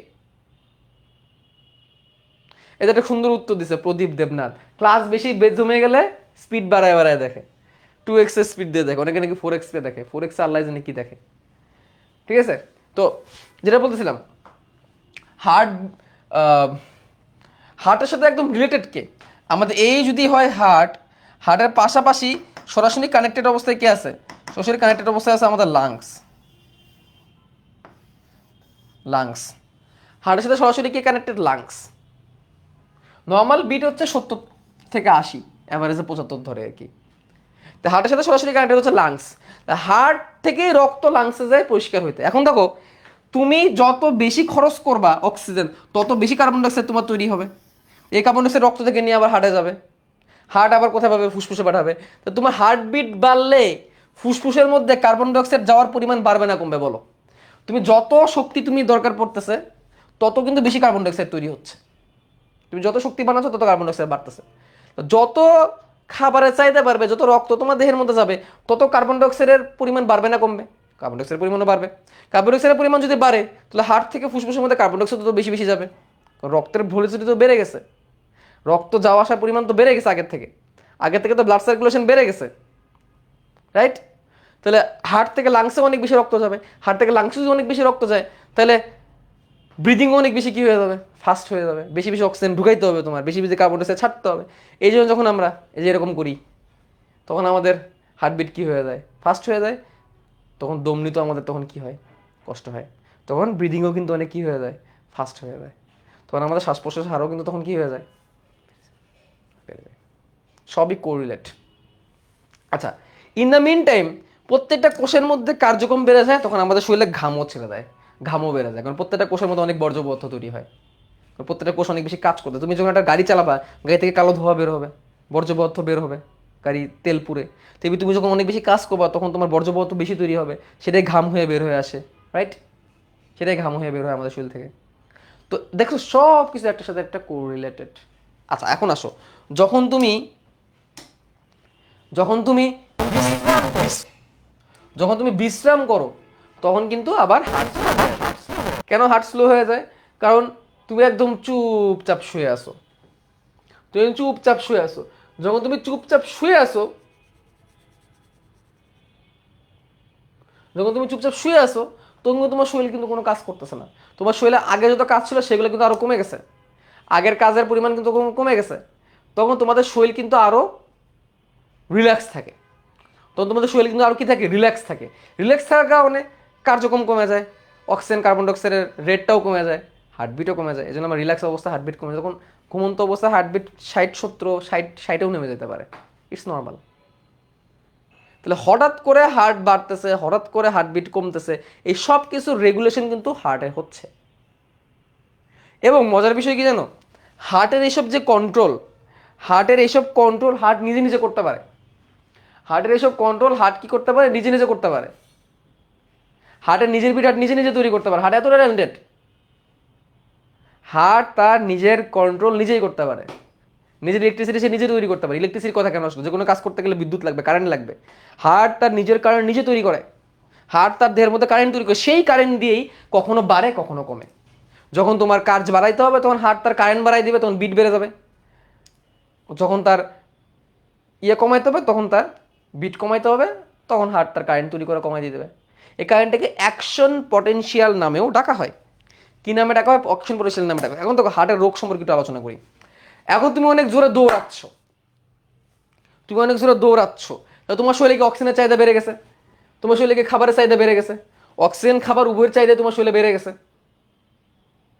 এই মুমেন্টে তোমার হার্ট যদি লুল হয়ে যায়, লুল হয়ে যায় মানে কি, হার্ট যদি প্রপার এনার্জি তোমাকে সাপোর্ট দিতে না পারে, হার্ট যদি নিজেই দুর্বল থাকে, হার্টে তুমি ভেজাল খাবার খাওয়াইতে খাওয়াইতে হার্টের পেশি হয়ে গেছে দুর্বল, হার্ট নিজেই বিট করতে পারে না, হার্ট নিজেই তার ইলেকট্রিসিটি তৈরি করতে পারে না, ইলেকট্রিসিটি তৈরি করতে না পারে হার্ট নিজে বিট করতে পারবে না, হার্ট যদি নিজে বিট করতে না পারে, হার্ট যদি ইলেকট্রিসিটি তৈরি করার ক্ষমতা না থাকে, এই মুমেন্টে কি হবে বলো তো ভাই, কি হবে এই মুমেন্টে? তোমার শরীরে রক্ত দরকার, তোমার পায়ে রক্ত পৌঁছানো দরকার, কারণ পা অনেক বেশি, এটা তোমার সারা শরীরে দেখো এরকম জোরে লাভ তো আমি দিতে পারবো না, মানে উপরে এমনি ঘুরে যেতেছে, ঠিক আছে, এমনি এই দ্বারা এমনি ঘুরতেছে 360 ডিগ্রি লাভ, বাবা গো মাথা ঘুরে গেছে, 360 ডিগ্রি লাভ দিচ্ছে, এরকম লাভ কয়েকটা তো মাথাও ঘুরবে, শরীরও সুপার টায়ার্ড হয়ে যাবে। তো এই যে পুরো শরীর এখানে কাজ করতেছে, প্রত্যেকটা মাসেল এখানে কাজ করতেছে, তুমি এরকম করতে চাও, এখন তোমার শরীরে প্রত্যেকটা কোষে কোষে খাবার বেশি প্রয়োজন পড়বে, হার্ট নিজেই দুর্বল, হার্ট কিছুক্ষণ রক্ত সাপ্লাই করে দেবে, শেষ, আমি আর পারি না, হার্ট কিছুক্ষণ রক্ত সাপ্লাই করে দেবে, ও মা গো মা আমার ব্যাটারি ডাউন, আমি চলতে পারতেছি না, হ্যাঁ নিজেই ডাউন হয়ে গেছে। হার্ট যদি নিজেই এরকম এরকম এরকম ডাউন হয়ে যায়, হার্ট চলে না এমন যে অবস্থা হয়ে যায়, হার্ট কেমন রক্ত সরবরাহ করবে? হার্ট তখন সারা দেহের যতটুকু রক্ত সরবরাহ করা দরকার ততটুকু সে করতে পারবে। তাহলে হার্ট কি তার কাজে পাস করবে? একটা মানুষকে কখন পাস বলে, যখন সে পরীক্ষায় ভালো করে, যতটুকু দরকার ততটুকু করতে পারে। হার্ট যদি পর্যাপ্ত রক্ত শরীরের মধ্যে সাপ্লাই করতে না পারে, তখন এই এত লাভেবল একটা জিনিস যেটাকে আমরা এভাবে লাভ চিহ্ন দিয়ে ব্যবহার করে দেখো, লাভ দেওয়ার সাথে সাথে এই যে লাভ চলে আসবে, হ্যাঁ, যাকে এত ভালোবাসি এত লাভ দেখাই আমরা, এই হার্ট এত ভালোবাসার ব্যক্তি দেখো আমরা গায়ের মধ্যে কি লাগাই দেবো, ফেলের সিল লাগাই দিব। আমার মানুষ কত স্বার্থপর দেখছো, যেই হার্ট সারা জীবন আমাদের শরীরের মধ্যে রক্ত সরবরাহ করে যাচ্ছে, যেই হার্ট সেই ভ্রূণীয় দশা থেকে শুরু করে আমৃত্যু বিট করে যায়, যেই হার্ট আমি যখন দৌড় দিই তখন সে ফাস্ট হয়, আমি যখন রিল্যাক্স থেকে তখন সে স্লো হয়। জীবনের সব থেকে বড় বন্ধু হচ্ছে হার্ট, যে তোমার বুকে আছে।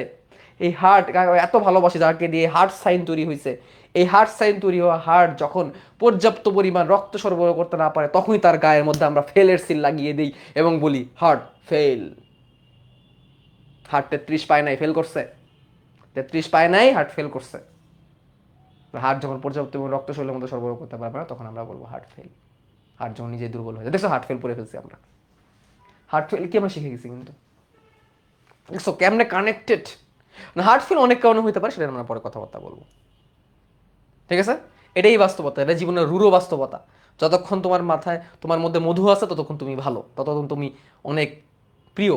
যখনই তোমার মধু শেষ, যখন তুমি ঠিক মতো কাজ করতে পারবে না, তখনই তুমি ফেল, খতম, খতম। ওকে ভাই, অনেক লাভ হয়েছিস ভাই, এবার থাম, অনেক লাভ হয়েছিস, এবার থাম।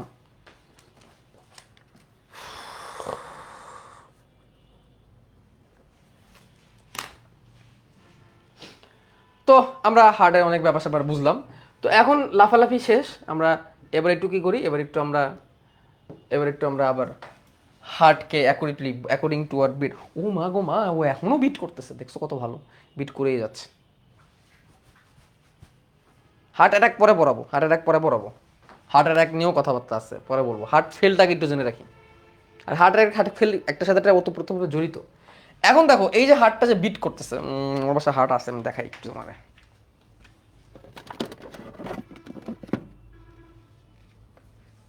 মা গো মা, হৃৎপিণ্ড। তো হার্টের অবস্থানটা এভাবে থাকে, হার্টটাকে এভাবে ধরতে হয়, এটা একটু বেশি বড় হয়ে গেছে হার্টটা। এই হচ্ছে হার্ট, দ্য হার্ট, হার্ট এমনে থাকে, দেখো এই হচ্ছে হার্ট। পিছন দিক থেকে দেখো, কোন সময় যে খুইলা পুরা যায় আল্লাহ জানে। তবে হার্টটাকে ধরার জন্যে আমি একটা সাপোর্ট দিছি, হার্টটাকে ধরার জন্য, দেখছো, হার্টটাকে ধরার জন্য একটা সাপোর্ট দিছি নিচের অংশে। যে অংশে হার্টটাকে ধরার জন্য সাপোর্ট দিছি, হার্টও কিন্তু আমাদের বক্ষ গহ্বরে কিন্তু এরকম সাপোর্ট দিয়ে থাকে। দেখো এই যে একটা সাপোর্ট দিছি না আমি পিছন দিক থেকে, একটা সাপোর্ট দিছি, কিন্তু হার্টও কিন্তু এরকম একটা সাপোর্ট দিয়ে থাকে, ঠিক আছে, এরকম একটা সাপোর্ট দিয়ে কিন্তু হার্ট থাকে। তো এই সাপোর্ট দেওয়ার জায়গাটা হচ্ছে হার্টের বেজ, যেটাকে সে সাপোর্ট দিয়ে আছে। এটার মধ্যে অনেক ব্যাপার স্যাপার আছে, ডান দিকে একটু বেশি, বাম দিকে একটু কম, বাম দিকে কম বেশি, ডান দিকে, এগুলো নিয়ে অনেক কথাবার্তা আছে, এগুলো আমরা পরে দেখবো। একজন বলছে এলিফেন্টের হার্ট, ভাই এলিফেন্টের হার্ট মানে এত বড় না। তো হার্ট যে জায়গাটা বেস দিয়ে থাকে এটাকে বলা হয় হার্টের বেস, যেটাকে ভিত্তি দিয়ে, যেমন আমি যেভাবে ধরে রাখছি, হার্ট কিন্তু এভাবে ভিত্তি দিয়ে থাকে, এটা হচ্ছে হার্টের বেস, ভিত্তি, বেস। আর মাথার যে জায়গাটা, এটা হচ্ছে হার্টের চূড়া, অ্যাপেক্স, চূড়া বা অ্যাপেক্স। এই জায়গাটা হচ্ছে অ্যাপেক্স, আর পিছনের যেখানে আমি বেস দিয়ে রাখছি ওটা হচ্ছে বেস। তো যখন তোমরা মেডিকেলে উঠবা তখন এই বেস নিয়ে আরো ডিটেলস জানবা, বেস কোনখানে কতটুকু, ডান দিকে কতটুকু, বাম দিকে কতটুকু, এগুলো জানার বহুত জায়গা আছে, ওগুলো পরে, ঠিক আছে। তো বাম দিকে ডান দিকে অনেক ব্যাপার স্যাপার আছে, এগুলো আমরা পরে পড়বো। তাহলে অ্যাপেক্স অ্যান্ড বেস, এটা এই যে এইভাবে থাকে, দেখো হাতটা বেসিক্যালি এইভাবে থাকে, এই যে এইভাবে থাকে, নিচের দিকে একটু কাত হয়ে থাকে, অ্যাপেক্স অ্যান্ড বেস। এটা হচ্ছে মহাধমনী, এটা হচ্ছে মহাধমনী, এই যে অ্যাওয়ার্টা মহাধমনী, এই যে উপর দিকে উঠছে, পাকছে, আবার নিচের দিকে গেছে, নিচের দিকে গেছে, কিছু ব্রাঞ্চ আবার উপর দিকে উঠছে, তিনটা শাখার মতো আছে, তিনটা শাখা আবার উপর দিকে উঠছে, এখান থেকে আবার অনেকগুলো শাখা বেরোইছে। এটা এটা এও উঠে আবার নিচের দিকে চলে যায়, নিচের দিকে যায়, দেহের নিচের দিকে রক্ত সাপ্লাই করে অক্সিজেন যুক্ত, আর এগুলো আবার দেহের উপরের দিকে, মাথা কাণ্ডর দিকে, দুই হাতের দিকে করে। দেখে খেয়াল করে পিছন দিক থেকে, পিছন দিকে গেলে খেয়াল করতে পারবা, পিছন দিক, এবং পেছন দিক বলতে এটা হচ্ছে অফকোর্স ডান দিক, ইয়েস। এটা হচ্ছে ঊর্ধ্ব মহাশিরা, এটা হচ্ছে নিম্ন মহাশিরা, এই যে আঙ্গুল ঢুকে গেছে, নিম্ন মহাশিরা, ঊর্ধ্ব মহাশিরা। তো দেহের কার্বন ডাইঅক্সাইড যুক্ত রক্ত, যত কার্বন ডাইঅক্সাইড যুক্ত রক্ত আছে সেটা ঊর্ধ্ব মহাশিরা এবং নিম্ন মহাশিরা হয়ে প্রবেশ করছে, ঠিক আছে, ঊর্ধ্ব মহাশিরা এবং নিম্ন মহাশিরা হয়ে হার্টে প্রবেশ করছে, হোয়াটএভার।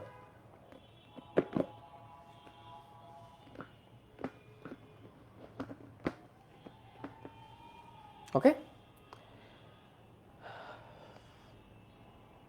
একটা জিনিস খেয়াল করতেছো তোমরা, হার্টের, হার্ট তো একটা পেশি না, মাসেল, হার্ট হচ্ছে কি একটা মাসেল, মাংসপেশি। হার্ট যদি মাংসপেশি হয়, হার্ট যেহেতু সারাদিন এরকম বিট করতেছে, তার কি শক্তি লাগবে না? সে সারাদিনের মধ্যে অক্সিজেন সরবরাহ করতেছে, ভালো কথা, যাতে করে সব অঙ্গ অক্সিজেন পায়, কার্বন খাদ্য পায়, ফাইন, ফ্যান্টাস্টিক। তো সে তো নিজেও একটা মানুষ, তারও তো খাবার দরকার, তারও তো দম নেওয়া দরকার, তারও তো অক্সিজেন লাগবে, তাই না? সে তো নিজেও একটা মানুষ, মানে মাসেল আর কি অ্যাকচুয়ালি। তো তারও তো দরকার, তারও তো অক্সিজেন দরকার, তারও তো খাবার দরকার, রাইট? যেগুলো দিলে সেও বাঁচতে পারবে না। তো ওইগুলা প্রভাব করেছেন, দেখো হার্টের গায়ে, হার্টের চারিদিকে দেখছো অনেক শিরাধমনি আছে, ও হাত ব্যথা হয়ে গেছে। তাহলে হার্টের চারিদিকেও তো অনেক শিরাধমনি আছে, আছে কিনা বলো? তো এই শিরাধমনিগুলা, যে লালগুলা শিরা ধমনি আর নীলগুলা শিরা, এইগুলোকে বলে করোনারি ধমনি, করোনারি শিরা, করোনারি ধমনি, করোনারি শিরা। করোনারি ধমনি হার্টের মাসেলে রক্ত সরবরাহ করবে, করোনারি শিরা হার্ট থেকে কার্বন ডাইঅক্সাইড নিয়ে এই ডানের ট্রেমে আবার ফিরে যাবে, হার্টের কাছেই ফিরে দিবে। তাহলে হার্ট থেকে অক্সিজেন যুক্ত রক্ত নিয়ে হার্টকেই সরবরাহ করবে, হার্ট থেকে কার্বন ডাইঅক্সাইড যুক্ত নিয়ে আবার হার্টের মধ্যেই ঢুকাই দিবে। কি সুন্দর সিস্টেম! এগুলোকে বলে করোনারি ধমনী, করোনারি শিরা। এখন এইখানে যদি ব্লক হয়ে যায়, খাই না চর্বি, চর্বি অনেকে বলে চবরি, চবরি খায়, চর্বি জাতীয় খাবার খাই, তেল তেল খাই, মুখ খাই, ফ্যাট খাই, এই কোলেস্টেরল জমে ভিতরে ব্লক হয়ে যায়, এই যে এই করোনারি ধমনীতে ব্লক হয়ে যায়। এই করোনারি ধমনীতে যখন ব্লক হয় তখন হার্টের মাসেল পর্যাপ্ত পরিমাণ কি পায় না, খাবার পায় না। হার্টের মাসেল তখন পর্যাপ্ত পরিমাণ খাবার পায় না, পর্যাপ্ত পরিমাণ অক্সিজেন পায় না, এবং হার্টের মাসেলগুলো মারা যাওয়া শুরু করে, এই জায়গায় মরে যায়, এই জায়গায় মরে যায়, মারা যাওয়া শুরু করে। যখন মারা যাওয়া শুরু করে ওইটাকে বলি আমরা হার্ট অ্যাটাক। হার্টের মধ্যে অ্যাটাক করছে। একটা হচ্ছে হার্ট ফেল, একটা হচ্ছে হার্ট অ্যাটাক। হার্ট ফেল মানে হচ্ছে হার্টে যে দায়িত্ব দেওয়া হয়েছিল সেই দায়িত্ব হার্ট ঠিক মতো পালন করতে পারতেছে না। হার্টকে যে দায়িত্ব দেওয়া হয়েছিল সেই দায়িত্ব হার্ট ঠিক মতো পালন করতে পারতেছে না, তা হার্ট নিজেই ফেল করে গেছে, এটাকে বলে হার্ট ফেল। হার্ট তার নিজের দায়িত্ব পালন করতে অক্ষম, হার্ট ফেল। আর যখন হার্টের করোনারি ধমনীর মধ্যে কোলেস্ট্রল এসে জমবে, ব্লক তৈরি করবে, ওটাকে বলে হার্ট অ্যাটাক। অ্যাটাক কেন বলছে? হার্টে বাইরে থেকে এসে কোলেস্ট্রলে অ্যাটাক করছে, এই জন্য আমরা হার্ট অ্যাটাক বলতেছি। আর হার্ট ফেল মানে নিজেই দুর্বল হয়ে গেছে। এই হচ্ছে হার্ট ফেল আর হার্ট অ্যাটাকের কনসেপ্ট। ওকে, তোমাদের বইয়ের মধ্যে বলছে জীবদ্দশায় হার্ট সারা জীবনে 2600 মিলিয়ন বার, 2600 মিলিয়ন বার বিট করে, আল্লাহ জানে কি হিসাব করছে, এবং 1.5 লক্ষ টন রক্ত সে পাম্প করে। হার্টের মেইন পরিচয় হচ্ছে সে হচ্ছে একটা পাম্প মেশিন। হার্টের পরিচয় কি? সেটা কি মেশিন? Pump machine. কি machine? Pump machine. Pump machine, এই যে পাম্প করে যাচ্ছে সে রক্ত। আচ্ছা, এখন এইগুলা এমসিকিউতে আসবে না, আকার আকৃতি পড়বা, ওজন পড়বা। আচ্ছা দেখো, তো এই হার্টের আকৃতি হচ্ছে লালচে খয়েরি বর্ণ। হার্টের আকৃতি কি? লালচে খয়েরি বর্ণ, এবং এর আকৃতি হচ্ছে একটা কলার মোচার মতো। এর রং হচ্ছে লালচে খয়েরি বর্ণ, এর রং হচ্ছে লালচে খয়েরি বর্ণ, এবং আকৃতি হচ্ছে কলার মোচার মতো। পিছনের পার্টটা হচ্ছে বেস, এই যে এই পার্টটা হচ্ছে বেস, এই পার্টটা হচ্ছে বেস, আর এই পার্টটা হচ্ছে অ্যাপেক্স। অনেকে বলে হার্টের চূড়ার পার্টটা বেস, চূড়ার পার্ট বলতে এটা বেস না। বেস হচ্ছে যেখানে হার্ট ভর করে থাকে, যেটা তোমার দেখাইলাম, আর এটা হচ্ছে অ্যাপেক্স। এখন এই অ্যাপেক্সের এখানে স্টেথোস্কোপ রাখলে অ্যাপেক্স বিট পাওয়া যায়। এই অ্যাপেক্স বিট, অ্যাপেক্সটা কোন জায়গায়, অ্যাপেক্সের চূড়াটা কোন জায়গায়, এটা একটু আমাদের জানতে হবে। অ্যাপেক্সের চূড়াটা কোন জায়গায়, এটা আমাদের জানতে হবে। ঠিক আছে, তো চলো আমরা হাড্ডিকে অন করি। হাড্ডিকে অন করে দিলাম। এই হচ্ছে বুকের খাসা, মানুষের বুকের খাঁচা। দেখো, মানুষের দেহের তুলনায় হার্ট কিন্তু খুব বেশি বড় না। তো মানুষের বুকের খাঁচা, এই যে সামনের যে হাড়টা, এটাকে বলা হয় স্টার্নাম। এই হাড়টাকে বলা হয় স্টার্নাম। আর দুই পাশে হচ্ছে বুকের খাঁচার হাড়, বক্ষপিঞ্জরের হাড়, যেগুলো আমরা রিবস বলে থাকি। এইদিকে 12টা রিবস, এইদিকে 12টা রিবস, আর মাঝখানে আছে স্টার্নাম। স্টার্নামটাকে আমাকে একটু সরাই দিতেই হবে। স্টার্নামকে কেটে ফেললে আমরা কিন্তু এখানে হার্ট দেখতে পারতেছি। ঠিক আছে, এবং আমরা কানেকটিভ টিস্যুটাকে অ্যাড করে দিই। এই দেখো, এই যে সামনে তো থেকে অ্যাড করে দিলাম, তাহলে বুকের খাঁচার হাড় এবং ইয়া। এখন তোমাদের বই বলছে পঞ্চম বক্ষপিঞ্জরের খাঁজের মাঝখানে, পঞ্চম বক্ষপিঞ্জরের হাড়ের ফাঁকে, তাহলে পঞ্চম বক্ষপিঞ্জরের হাড়ের ফাঁক, তাহলে দেখো এই যে দুইটা হাড়ের মাঝখানে ফাঁকা, 1 2 3 4 5, এটাকে বলে ইন্টারকোস্টাল স্পেস। দেখো ইন্টারকোস্টাল স্পেস কি, ইন্টারকোস্টাল কি, তাহলে আমি হাড়টাকে একটু সরাই দিই আপাতত। এই দেখো বুকের হাড়, বক্ষপিঞ্জরের হাড়, দুইটা হাড়ের মধ্যবর্তী যে জায়গা, মাল্টিপল সিলেক্ট করি, দুইটা হাড়ের মধ্যবর্তী যে জায়গা, এটাকে বলা হয় ইন্টারকোস্টাল স্পেস। এই যে দুইটা হাড়ের মধ্যবর্তী যে জায়গা, এটাকে বলে ইন্টারকোস্টাল স্পেস। ইন্টার মানে মধ্যবর্তী, কোস্ট মানে হাড়, বুকের হাড়গুলোকে কোস্ট নামে ডাকা হয়, আর স্পেস মানে জায়গা, দুইটা হাড়ের মধ্যবর্তী জায়গা। এটা হচ্ছে ফার্স্ট ইন্টারকোস্টাল স্পেস, এটা সেকেন্ড ইন্টারকোস্টাল স্পেস, এটা থার্ড ইন্টারকোস্টাল স্পেস, এটা ফোর্থ ইন্টারকোস্টাল স্পেস। এইভাবে করে ফিফথ ইন্টারকোস্টাল স্পেস, যেটা পঞ্চম বক্ষপিঞ্জরীয় খাঁজ, তাহলে আমরা অ্যাটলিস্ট কিছু জিনিস সরাইতে হবে। এটাকে সরাইতে হবে, মাল্টিপ্লিকেট করে সরাই দেওয়া।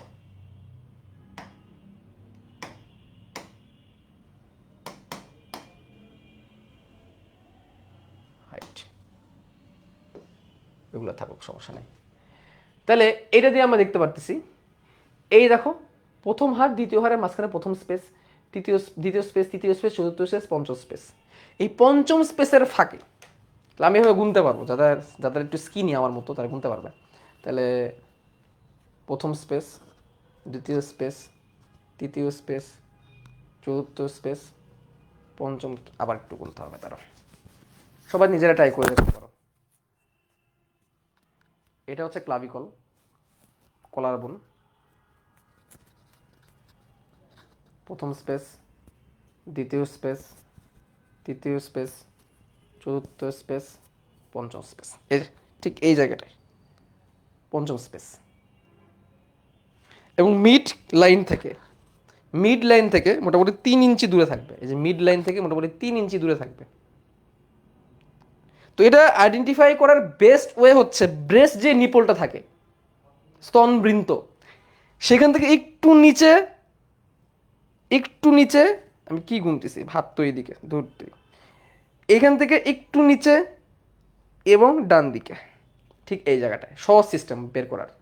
তাহলে ব্রেস্ট নিপল থেকে একটু নিচে, একটু ডান দিকে, একটু নিচে এবং ডান দিকে, সহজ উপায়। গুনা যায় না, যারা একটু স্কিনি তারা গুনতে পারবে। আমার ওজন একটু আগে থেকে বাড়ছে, এই জন্য একটু আগে গুনতে পারতাম। এই জায়গাটা হচ্ছে অ্যাপেক্সের চূড়া, এবং এইখানে স্টেথোস্কোপ রাখলে অ্যাপেক্স বিট শোনা যায়, হার্টবিট, অ্যাপেক্স বিট শোনা যায়। ঠিক আছে, তাহলে অ্যাপেক্সের অবস্থানটা আমরা জানলাম। তাহলে পঞ্চম বক্ষ পিঞ্জরের খাঁজে। আচ্ছা, হার্টটা ভার্টিবার কত লেভেলে আছে দেখো, এটাও সহজ, এটা আমি তোমাদের দেখাই। এই হাড়টা পেছনে, এই যে মেরুদণ্ডের যে হাড় এইখানে কোন লেভেলে আছে এটা তো জানতে হবে। ঠিক আছে, এখানে কত লেভেল আছে এটা জানতে হবে, T5 থেকে T8।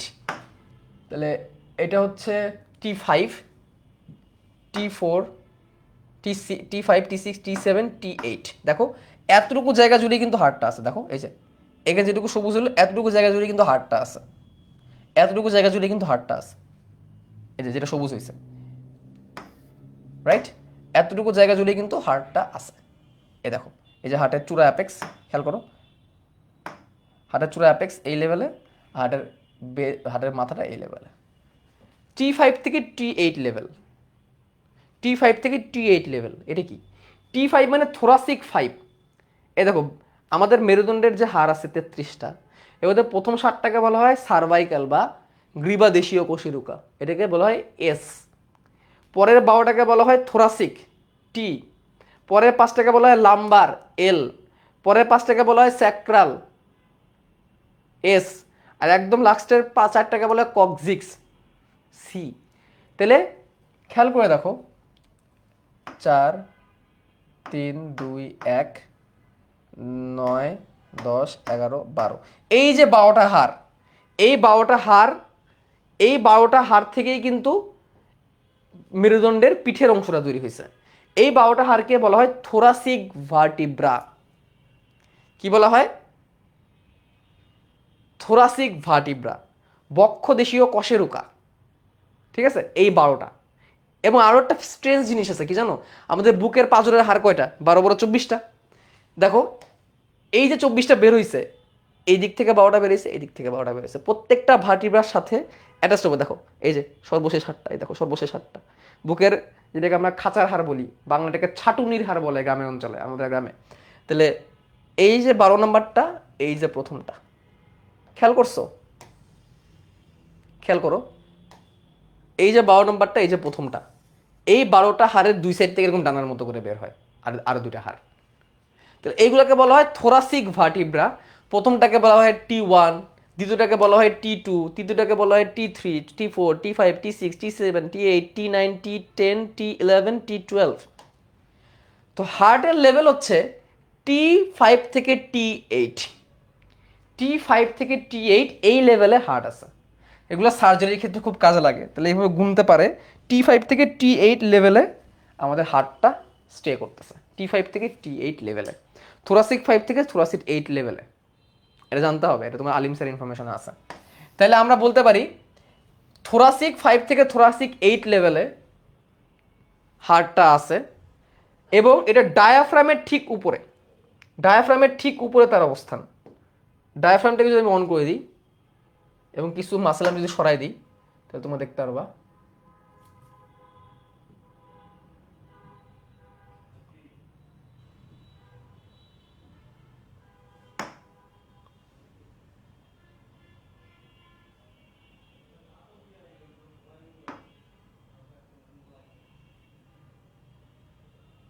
ওয়েট, হাইট,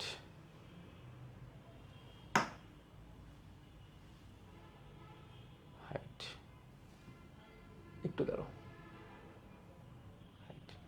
খেয়াল করো, তোমরা তো ডায়াফ্রামের নাম শুনছো তাই না? আজকে সব চিনে নাও, এই ক্লাস আর পাবা না। একজন প্রশ্ন করছে এগুলো কি অ্যাডমিশনে লাগবে? জি লাগবে। এইসব বেসিক না আসলে অ্যাডমিশনে কিছুই করতে পারবে না। এগুলো একদম বেসিক, র বেসিক। এই এই কনসেপ্ট তোমার শ্বসন অধ্যায়ে লাগবে, রেচন অধ্যায়ে লাগবে, প্রজনন অধ্যায়ে লাগবে, এই কনসেপ্ট তোমার হাড্ডির অধ্যায়েও লাগবে। এই ডায়াফ্রাম তোমরা পড়ে আসছো, ডায়াফ্রাম, এই সে ডায়াফ্রাম মধ্যচ্ছদা। এই কেন ডেফিকেশন রিফ্লেক্স পড়াই নাই? মলত্যাগ, মলত্যাগের সময় উদরের পেশির সাথে কোন পেশি হেল্প করে বল? মলত্যাগের সময় উদরের পেশির সাথে কোন পেশি হেল্প করছিল মলত্যাগের সময়? ডায়াফ্রাম। এই সে ডায়াফ্রাম মধ্যচ্ছদা। সব সময় খালি পরীক্ষায় আসবে আসবে এসব করা যাবে না, সব সময় মেডিকেল আসবে আসবে এইসব করা যাবে না, এসব করলে স্টুডেন্ট হওয়া যাবে না, শেখা যাবে না। না বুঝা মুখস্থ করে বেশি দিন আগে পারবা না। বায়োলজি মুখস্থের সাথে ঠিক আছে মানলাম, ভাই বুঝা মুখস্থ কর। হ্যাঁ, তো এই হচ্ছে মধ্যচ্ছদা বা ডায়াফ্রাম, মধ্যচ্ছদা বা ডায়াফ্রাম। এখন যদি আমি কঙ্কাল তন্ত্রকে সরাই দিই, দরকার নেই কঙ্কাল তন্ত্র সরানো, সরাই দিলে আবার চলে আসবে। হাতটা কিন্তু অন করে দিই আপাতত, এই দেখো হাতটা বিট করতেছে। দেখো এই যে মধ্যস্থতা ডায়াফ্রাম, সে কি করছে জানো? সে বক্ষ গহ্বর আর উদর গহ্বরকে আলাদা করছে। এই যে ডায়াফ্রাম নামের যে পেশিটা, আচ্ছা আমি এই পেশিগুলাকেও আমি হাইট করে দিই, দাঁড়াও, হাইট, এই পেশিগুলোকে আমি হাইট করে দিলাম, আমি শুধু এইটুকু রাখলাম। খেয়াল করে দেখো, এই ডায়াফ্রাম কি করছে, নিচের এই পার্টটা হচ্ছে উদর গহ্বর, উপরেরটা বক্ষ গহ্বর। বক্ষ গহ্বর উদর গহ্বরকে সেপারেট করতে যে হেল্প করছে সেই হচ্ছে ডায়াফ্রাম। আর ঠিক ডায়াফ্রামটার উপরে আমার হার্টের অবস্থান, ডায়াফ্রামের ঠিক উপরে কার অবস্থান? আমার হার্টের অবস্থান। ডায়াফ্রামের ঠিক উপরে কার অবস্থান? হার্টের অবস্থান। ভালো করে দেখে রাখ, এই ডায়াফ্রাম ছাতার মতো, এটা ধনুকের মতো বাঁকানো, ছাতার মতো একটা অঙ্গাণু। দেখো দেখতে কেমন, ধনুকের মতো বললে ভুল হবে, ছাতার মতো। ডায়াফ্রামটাকে ভালো করে দেখে নাও, দেখো ডায়াফ্রামটা কেমন, ডায়াফ্রামটা দেখতে কেমন দেখে নাও, ভালো করে দেখে নাও, সামনে পিছনে দেখতে থেকে কেমন দেখতে। এই দেখো নিচ থেকে দেখতে কেমন, পুরো একটা ছাতার মতো, umbrella. Diaphragm should be called like the umbrella of abdomen. Diaphragm is the umbrella of abdomen. বলতে পারো আমব্রেলা, অ্যাবডোমেন মানে উদরের ছাতা। এই ডায়াফ্রামকে উপর দিক থেকে দেখতে এরকম, দেখছো উপর দিক থেকে দেখতে এরকম। তুমি মাথার এখান থেকে কাইটা যদি ডায়াফ্রামটা দেখো তাহলে দেখতে এরকম হবে, নিচ থেকে দেখতে ডায়াফ্রাম এরকম হবে, আমব্রেলা, ছাতার মতো। এই ডায়াফ্রামের ঠিক উপরে, এ মা গো কি হইল, শট কেন চলে আসলো? প্লিজ প্লিজ,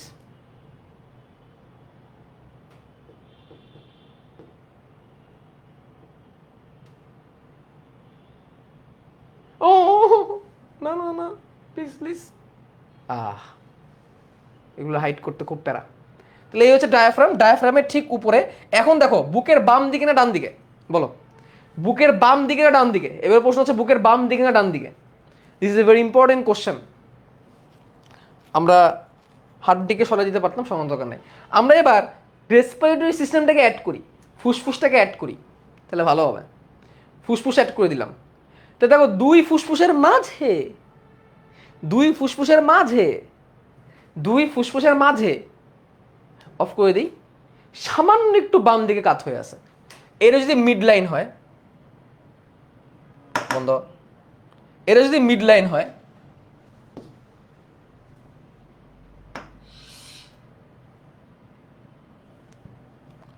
এর যদি মিড লাইন হয়,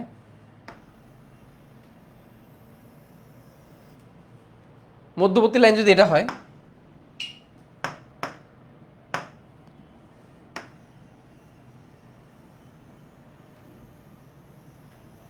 তাহলে যদি থ্রি যদি আমি দেখি, থ্রি ডাইমেনশনাল যদি আমি দেখি, খেয়াল করো, যদি এটা মিড লাইন হয়ে থাকে তাহলে মাঝ বরাবরই আছে, বাম দিকে একটু বেশি বাইকে আছে, তাই না? বাম দিকের পোর্শনটা বেশি, বাম দিকের পোর্শনটা বেশি, আর সামনে থেকে বাম দিকটা একটু বেশি দেখা যায়, তো বাম দিকে একটু বেশি বাঁকানো অবস্থায় আছে এইটুকুই। তাহলে সে দেহের মাঝ বরাবরই আছে, বাম দিকে একটু বেশি, এবং দুই ফুসফুসের মাঝে, এবং দেখবা স্যাক্রিফাইস কাকে বলে, ডান দিকের লাংস থেকে বাম দিকের লাংস ছোট। খেয়াল করে দেখো, ডান দিকের লাংস বড়, বাম দিকের লাংস কিন্তু ছোট। ডান দিকের লাংস বড়, বাম দিকের লাংস ছোট। পুরো লাংসটাকে যদি সিলেক্ট করি, দেখতে পাচ্ছ, ডান দিকের লাংস বড়, বাম দিকের লাংস ছোট। এইদিকে মনে হচ্ছে কেউ যেন কামড়ায় খাই ফেলছে, just because of placement of the heart.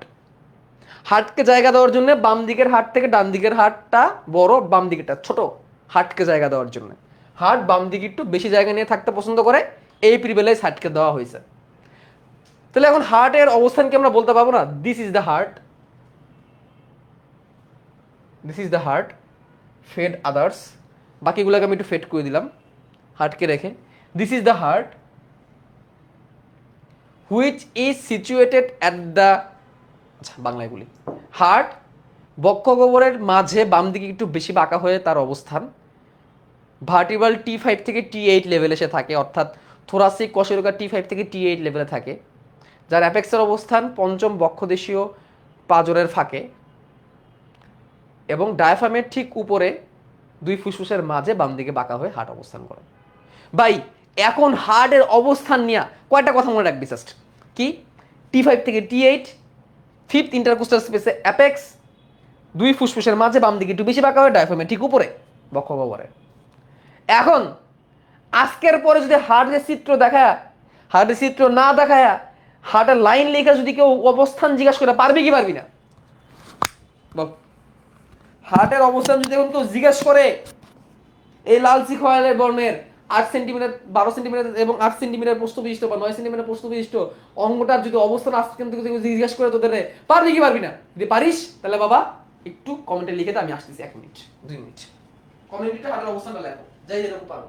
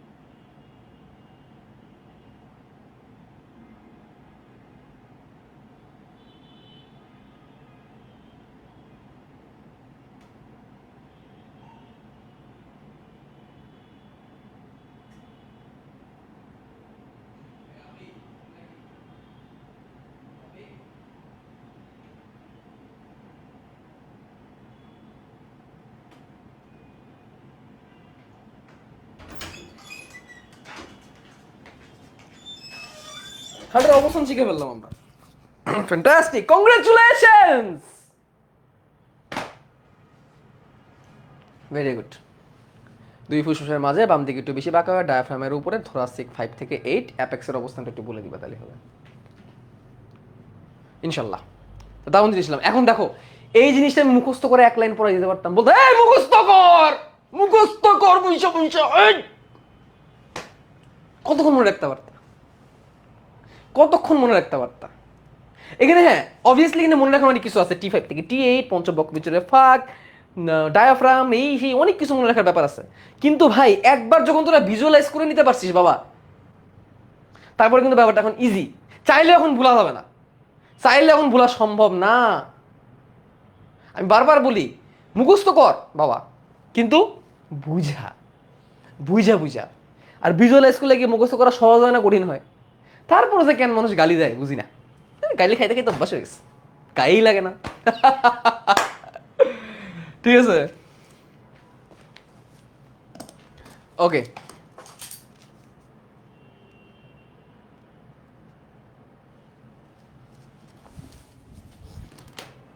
এবার আমরা হার্টের অবস্থান দেখলাম, হার্টের ব্যাপারগুলো দেখছি।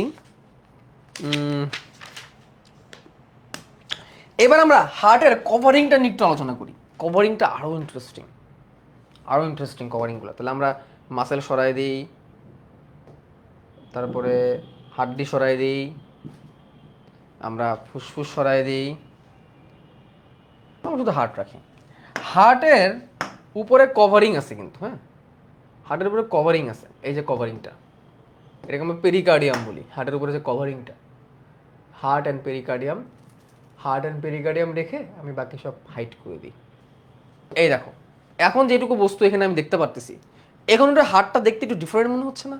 হ্যাঁ একটু ডিফারেন্ট মনে হচ্ছে না হার্টটা? এভরিথিং নিজ এ কভারিং। আমরা জামা কাপড় পরি আমাদের আমাদের লজ্জাস্থান ঢাকার জন্য, পাশাপাশি একটা প্রোটেকশন হিসেবে কাজ করে। শীতকালে কিন্তু জামা কাপড়ের গুরুত্ব কতটুকু এর নামে সবাই ভালো করেই বুঝি শীতকালে, রাইট? এই যে জামা কাপড়, এটা হচ্ছে হার্টের জামা কাপড়। যে কারণে এরকম জামা কাপড় দরকার, not only for heart, it is also for any organ, even nervous system. আমাদের ব্রেনের বাইরে এরকম পর্দা আছে যার নাম হচ্ছে মেনিনজেস। হার্টের বাইরের যে পর্দা এটাকে বলে পেরিকার্ডিয়াম। কি নাম? পেরিকার্ডিয়াম। আজ থেকে মনে রাখবেন, যেখানে কার্ডিয়া শব্দটা পাবেন, যেখানে কার্ডিয়ান শব্দটা পাবেন, সেখানে বুঝবেন হার্টকে ইন্ডিকেট করা হয়েছে। পেরিকার্ডিয়াম হার্টের বাইরের আবরণ, দিস ইজ দ্য পেরিকার্ডিয়াম। খেয়াল করে দেখেন পুরো হার্টটাকে চারিদিক থেকে মুড়ায় রাখছে। চিন্তা করে দেখেন নিচের দিকেও মুড়ায় রাখছে হার্টকে, হার্টকে নিচের দিকেও কি সুন্দর করে মুড়ায় রাখছে। This is the pericardium. Even মহাধমনী থেকে শুরু করে এই যে এই জায়গায় সুপিরিয়র ভেনা কাবা, ঊর্ধ্ব মহাশিরা, তাকেও একটু পেঁচায় রাখছে। তারপরে নিম্ন মহাশিরা, নিম্ন মহাশিরা মোটামুটি পুরোপুরি পেঁচায় রাখছে। ঠিক আছে, এই প্রত্যেকটা জিনিসকে হার্ট কিন্তু পেঁচায় রাখছে। This covering is known as pericardium.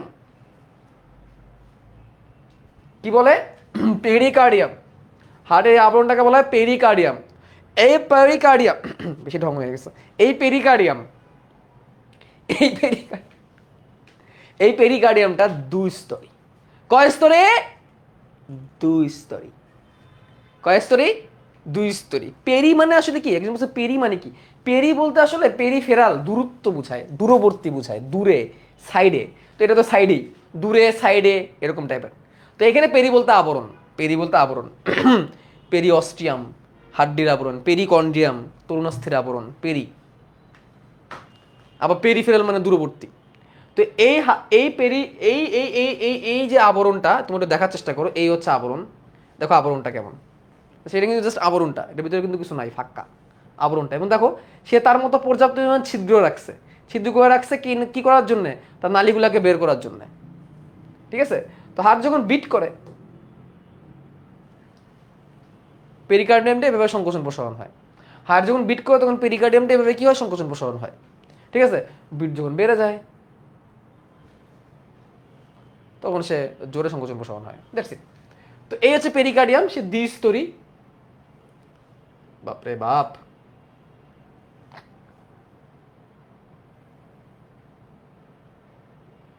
থাম বাবা থাম।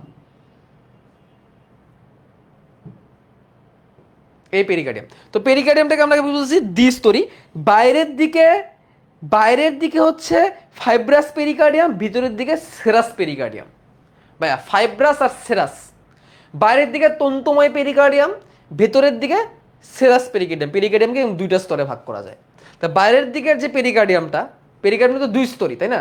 যেমন ধরো আমি এই পেরিকার্ডিয়ামটা সরাই দিই, এটা হচ্ছে ফাইব্রাস পেরিকার্ডিয়াম।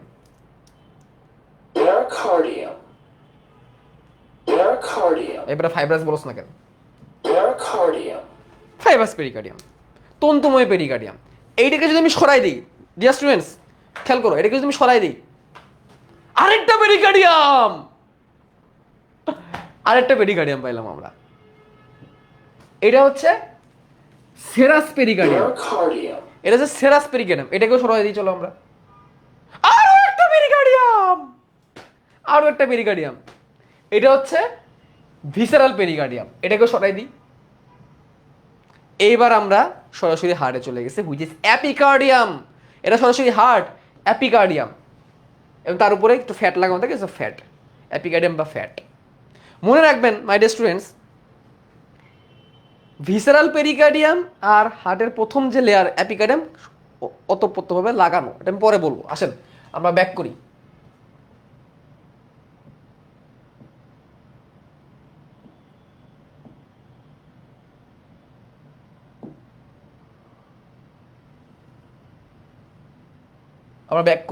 তাহলে আমরা বললাম যে পেরিকার্ডিয়ামটাকে আমরা কয়টা লেয়ারে ভাগ করছি?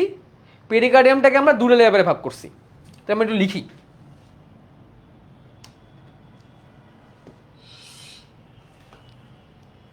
পেরিকার্ডিয়ামটাকে আমরা দুটো লেয়ারে ভাগ করছি।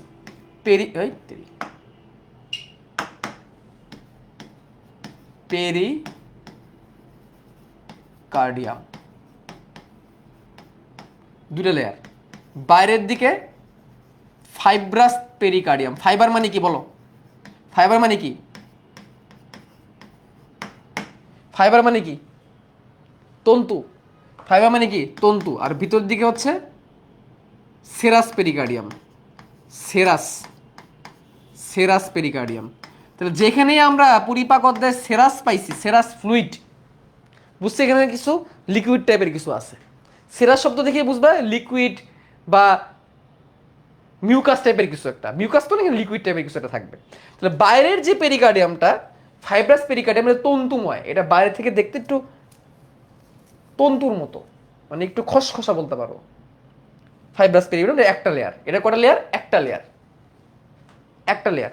এই ফাইব্রাস পেরিকার্ডিয়াম থেকে তুমি যদি হাইট করে দাও, তাহলে তুমি আবারও পেরিকার্ডিয়াম পাবা। ফাইব্রাস পেরিকার্ডিয়াম আমি হাইট করে দিছি, আবার একটা পেরিকার্ডিয়াম পাবা। এটা হচ্ছে সেরাস পেরিকার্ডিয়াম। এই সেরাস পেরিকার্ডিয়াম আবার দুই স্তরী। এটা আবার দুই স্তরী। বাইরেরটা হচ্ছে প্যারাইটাল, এই যেটা প্যারাইটাল পেরিকার্ডিয়াম। আর ভেতরেরটা হচ্ছে ভিসেরাল।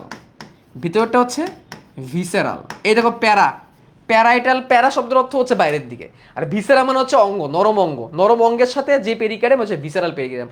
অনেকে বলে ভিসেরা মানে ভিতরে, ভিসেরা মানে ভিতরে না। মানবদের নরম অঙ্গগুলোকে ভিসেরা নামে ডাকা হয়। তাহলে ভিসেরাল পেরিকার্ডিয়াম হচ্ছে যেই পেরিকার্ডিয়ামটা একদম সরাসরি হাড়ের সাথে লাগানো থাকবে। তাহলে দেখো এটা হচ্ছে প্যারাইটাল পেরিকার্ডিয়াম, এটাকেও সরাই দিই চলো। এটাকে সরাই দিলে আমরা আরও একটা পেরিকার্ডিয়াম পাবো। এটা হচ্ছে ভিসেরাল পেরিকার্ডিয়াম।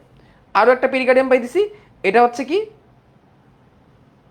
Parietal height. এই যে সর্বশেষ যেটা, এটা হচ্ছে ভিসেরাল পেরিকার্ডিয়াম। ভিসেরাল পেরিকার্ডিয়াম হার্টের মাসেলের সাথে একদম মোটামুটি লাগানো অবস্থায় থাকে। এই যে ভিসেরাল পেরিকার্ডিয়াম যেটা হার্টের মাসেলের সাথে সরাসরি লাগানো অবস্থায় থাকে। ঠিক আছে? এরপরেই শুরু হবে অ্যাপিকার্ডিয়াম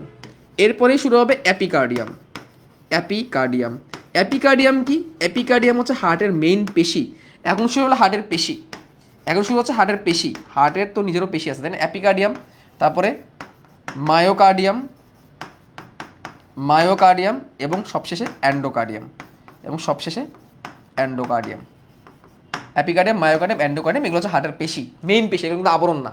দেখো পেরিকার্ডিয়াম হচ্ছে হার্টের আবরণ, ভালো করে মনে রাখবা। পেরিকার্ডিয়াম হার্টের আবরণ, আর অ্যাপিকার্ডিয়াম, মায়োকার্ডিয়াম, অ্যান্ডোকার্ডিয়াম এগুলো পেশি। দুটো কিন্তু দুই জিনিস। মাংস আর মাংসের বাইরে চামড়া, দুটো কিন্তু দুই জিনিস। মাংস হচ্ছে এরা, আর তার বাইরে চামড়া হচ্ছে পেরিকার্ডিয়াম। এভাবে মনে রাখবা।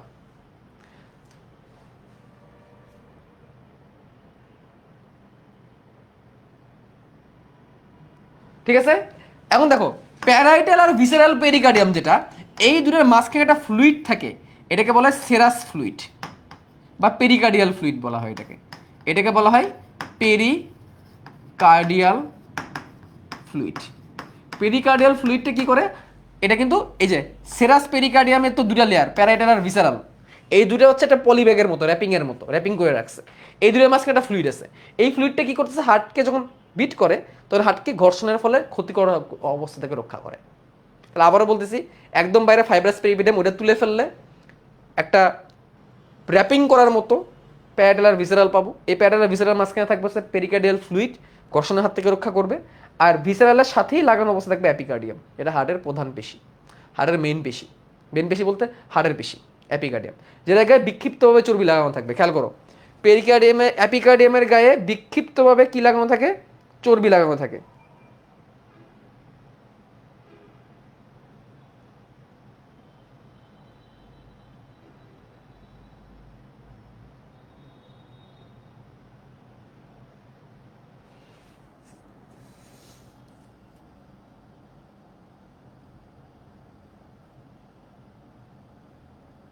এই যে এই যে চর্বি লাগানো আছে, বিক্ষিপ্তভাবে চর্বি লাগানো আছে।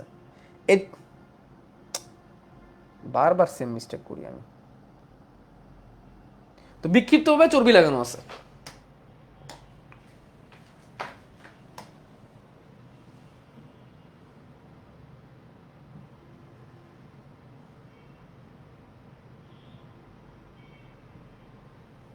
এই হচ্ছে heart, parietal pericardium, visceral pericardium, এই হচ্ছে বিক্ষিপ্তভাবে চর্বি। এটা কোথায় আছে, অ্যাপিকার্ডিয়ামে আছে। এটাও হাইড করে দিলাম। এই যে মেইন হার্টে চলে আসলাম, এটা হচ্ছে অ্যাপিকার্ডিয়াম। এই অ্যাপিকার্ডিয়াম সরাই দিলে এবার আমরা হার্টের ভিতরে প্রবেশ করে ফেলছি। অ্যাপিকার্ডিয়াম সরাই দিলে আমরা হার্টের ভিতরে প্রবেশ করে ফেলছি। তা হার্টের এই যে হার্টের মাংস, এই যে হার্টের মাংস, এই যে হার্টের মেইন মাংস, এটা তৈরি করছে মায়োকার্ডিয়াম, যেটা সব থেকে পুরু। মায়োকার্ডিয়াম সব থেকে পুরু। আর একদম ভেতরে আছে অ্যান্ডোকার্ডিয়াম, অ্যান্ডোকার্ডিয়াম থেকে হার্টের এই প্রকোষ্ঠগুলো তৈরি হয়। তো অ্যাপিকার্ডিয়াম, মায়োকার্ডিয়াম, অ্যান্ডোকার্ডিয়াম। অ্যাপিকার্ডিয়াম তার চারিদিকে চর্বি থাকে, এটা একদম ভিসেরাল পেরিকার্ডিয়ামের সাথে লাগানো অবস্থায় আসছিল। তারপরে মায়োকার্ডিয়াম সব থেকে পুরো হার্টকে সংকোচন প্রসারণে হেল্প করে।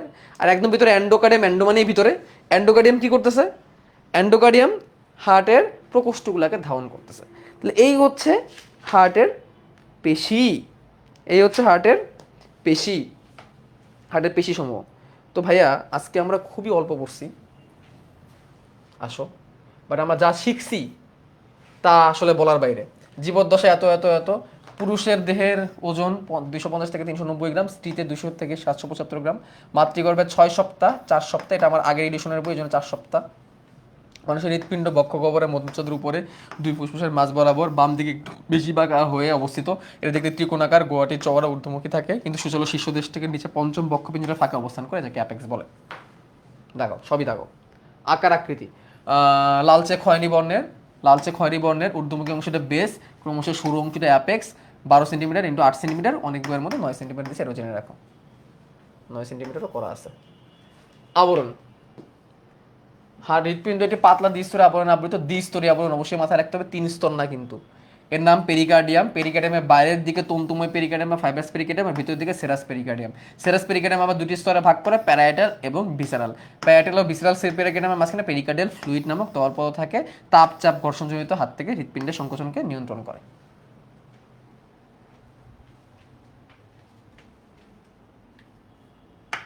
ভাই হার্ট লেভেল তো 3টা, তাহলে ভিসেরাল 3টা গাগে ভাগ কেন, কই ভিসেরাল 3টা ভাগে ভাগ বাবা, ভিসেরাল 3টা না তো, ভিসেরালের পরে যেগুলা ওটা হার্টের পেশি, তুমি সেম ভুলই করছো।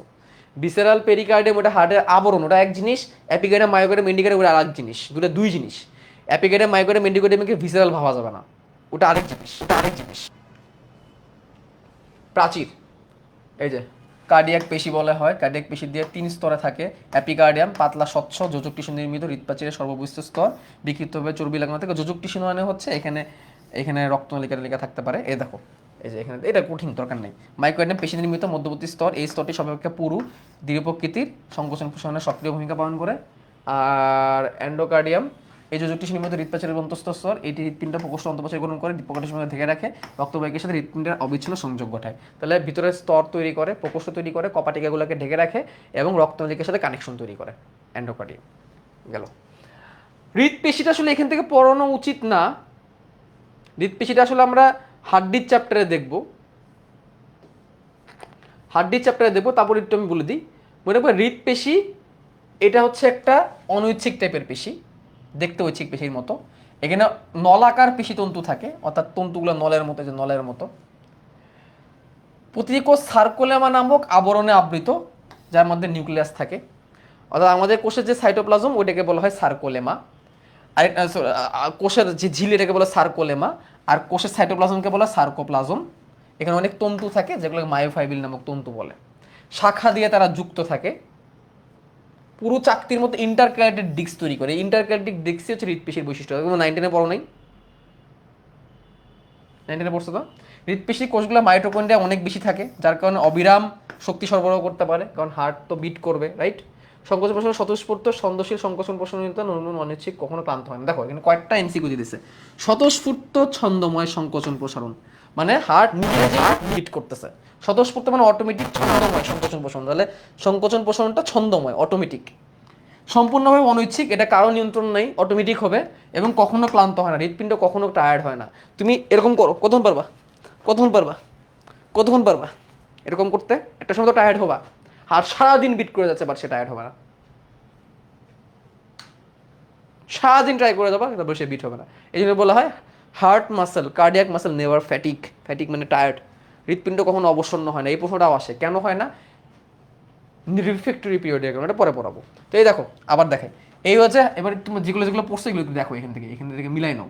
দেখো হার্টের এই হচ্ছে একটা কোষ, যেটাকে পেশি তন্তু বলা হতে পারে। হার্টের পেশি তন্তুর মতো, এই হচ্ছে তন্তুর মতো একটা পেশি, এবং এগুলো একটা কোষ। এই যে একটা কোষ, এই কোষের এই হচ্ছে নিউক্লিয়াস, এবং এর বাইরের যে আবরণ এটাকে বলা হয় সার্কোলেমা বা প্লাজমালেমা। এর ভিতরে যে সাইটোপ্লাজম এটাকে বলা হয় সার্কোপ্লাজম। নর্মালি কোষ ঝিলিকে বলা হয় প্লাজমালেমা বা কোষ ঝিল্লি, এটাকে বলা হয় সার্কোলেমা। আমাদের নর্মাল কোষের সাইটোপ্লাজমকে বলা হয় সাইটোপ্লাজম, এটাকে বলা হয় সার্কোপ্লাজম। সার্কোলেমা, সার্কোপ্লাজম, ভিতরে নিউক্লিয়াস এবং মাইটোকন্ড্রিয়া অনেক বেশি পরিমাণে থাকে, তন্তুর মতো এবং পরস্পরের সাথে শাখা দিয়ে যুক্ত হয়ে যায়। তন্তুর মতো এবং দেখো পরস্পরের সাথে কিন্তু শাখা আছে, এরকম শাখা, এবং শাখার মাঝখানের জায়গাটা অনেক পুরু থাকে, মাঝখানের জায়গাটা অনেক পুরু থাকে, যেটাকে বলে ইন্টারক্যালেটেড ডিস্ক। জয়েন্টের জায়গাগুলো অনেক পুরু, এই যে জয়েন্টের জায়গাগুলো পুরু, যেখান থেকে শাখা তৈরি হয়েছে, জয়েন্টের জায়গাগুলো পুরু, এখানে তৈরি হয় ইন্টারক্যালেটেড ডিস্ক। এই ইন্টারক্যালেটেড ডিস্ক দেখে চেনা যায় এটা হচ্ছে হার্টের পেশি। হার্টের পেশি চেনার উপায় কি, হার্টের টিস্যু চেনার উপায় কি? ইন্টারক্যালেটেড ডিস্ক থেকে। এই কথাগুলো এখানে বলছে। আবার মিলাই, চলো দেখি। নলাকার পেশিতন্তু দিয়ে তৈরি, পেশিতন্তুই হচ্ছে একটা কোষ, অর্থাৎ কোষগুলোই তন্তুর মতো। সার্কোলেমা নামক আবরণ, সাইটোপ্লাজমকে বলা হয় সার্কোপ্লাজম। মাঝখানে অনুপস্থ রেখা দেখা যায়, এই যে মায়োফাইবিল, তন্তুগুলোর মাঝখানে রেখা আছে, দেখো রেখা রেখা রেখা রেখা রেখা রেখা ডাক ডাক ডাক ডাক ডাক ডাক আছে। জয়েন্টের মাঝখানে ইন্টারক্যালেটেড ডিস্ক আছে। কোষের মধ্যে অনেক মাইটোকন্ড্রিয়া থাকে, স্বতঃস্ফূর্তভাবে সে বিট তৈরি করতে পারে, কারো দিকে তাকানো লাগে না। সার্কো বলতে সেটার নাম সার্কো। ওকে, ডান। এই হচ্ছে হার্টের পেশির প্রস্তুতি আমরা শিখে নিলাম। এগুলো আমরা নেক্সট দিন শিখবো। একটা প্রশ্ন আছে, হার্ট কেন টায়ার্ড হয় না, হৃৎপিণ্ড কখনো অবসন্ন হয় না কেন? এটাও এটার সাথে কানেক্টেড, ঠিক আছে? এটা আমরা পরে পড়বো। শেষ, তাহলে আজকের মতো আমাদের শেষ, আর টানবো না। আজকে পড়ছি আমরা অল্প, তো যা পড়ছি এটা নেক্সট। দেখছো আজকে অল্প একটু পরে লাস্টে দিয়ে এসে কেমন টান দিছি, মানে প্রথমে অনেকক্ষণ গল্প করছি, অনেক আস্তে ধীরে আগাইছি, লাস্টে দিয়ে এসে টানটা কি দিছি দেখছো? টান কারে বলে?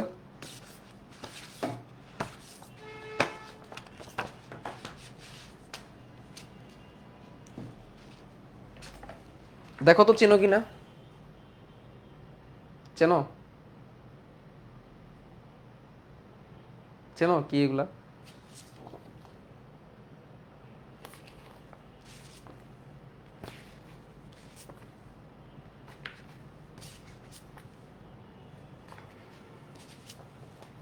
চেনো? HSC exam enhancer, HSC exam enhancer by biology haters, ও শোষণ শ্বাসক্রিয়া আছে। আরে চিত্র পড়াবো না এমন না, দাঁড়াও। এগুলো হচ্ছে এইচএসসি ইনহেন্সার, রাজীব ভাই বায়োলজি হেটার্সের। তো এগুলাকে নিয়ে আসছি, এগুলো এখন এডিট হবে, এগুলো এখন নতুন করে মার্জ হবে, নতুন করে তৈরি হবে এগুলা, ভিতরে এমসিকিউ সিকিউ, ভিতরে সিকিউ সুন্দর করে অ্যাড করবো আমরা। আমাদের যে প্র্যাকটিস শিট আছে, আমাদের প্র্যাকটিস শিটের সাথে এটাকে মার্চ করব, আমাদের প্র্যাকটিস শিটের সাথে এটাকে মার্চ করব, মার্চ করে এরকম করে তোমাদের ফিজিক্যাল বুক বানাবো 24টা চ্যাপ্টারের জন্য, 24টা চ্যাপ্টারের জন্য, 12 শর্ট সিলেবাসের জন্য থাকবে, 24টার জন্য থাকবে, ফুল সিলেবাসের জন্য আমরা বানাবো এইচএসসি ইনহেন্সার। এটা আমরা ইনশাল্লাহ 26 ব্যাচকে পুরোপুরি দিব, 26 ব্যাচ আস্তে আস্তে তোমরাও পেয়ে যাবা ইনশাল্লাহ। এগুলো তোমরা ফিজিক্যাল পুরো আকারে পাবা, ঠিক আছে? প্র্যাকটিস শিট তো পাবাই, এগুলো তোমরা ফিজিক্যাল আকারে পাবা এক্সট্রা ভাবে। প্র্যাকটিস শিট আগে যেরকম ছিল এরকমই থাকবে, এগুলো তার এক্সট্রা এডিশন। তো এগুলো নিয়ে আসছি এখন। বায়োলজি হেটার্সের এই জিনিসগুলা, বায়ো মিশনের যে কন্টেন্ট এক্সিকিউটিভ আছে, টিম আছে, এবং আমরা একসাথে মিলে বায়োলজি হেটার্স এবং বায়ো মিশন একসাথে মিলে এগুলোকে আপডেট করবে ইনশাল্লাহ, এবং তোমাদের কাছে অফলাইন প্রোডাক্ট হিসাবে চলে যাবে। বলবে আলাদা পারচেস করতে হবে, ফ্রি দিব না, আলাদা কিনতে হবে আর কি। যাদের দরকার তারা আলাদা কিনে নেবে। আর প্র্যাকটিস শিট তো আগে যেভাবে আসতেছিল সেভাবে তো আসবেই। তো এটা কি তোমাদের সামনে ছিল জন্য দেখাইলাম, ঠিক আছে? কাজ শুরু হয়েছে। 25 ব্যাচ পাবে, আরামসে পাবে, 26 ব্যাচ শুরু থেকে পাবে, তোমরাও পেয়ে যাবে ইনশাল্লাহ। ঠিক আছে ভাইয়ারা, তাহলে তোমরা থাকো, সুস্থ থাকো, যেখানেই থাকো না কেন। আল্লাহ হাফেজ।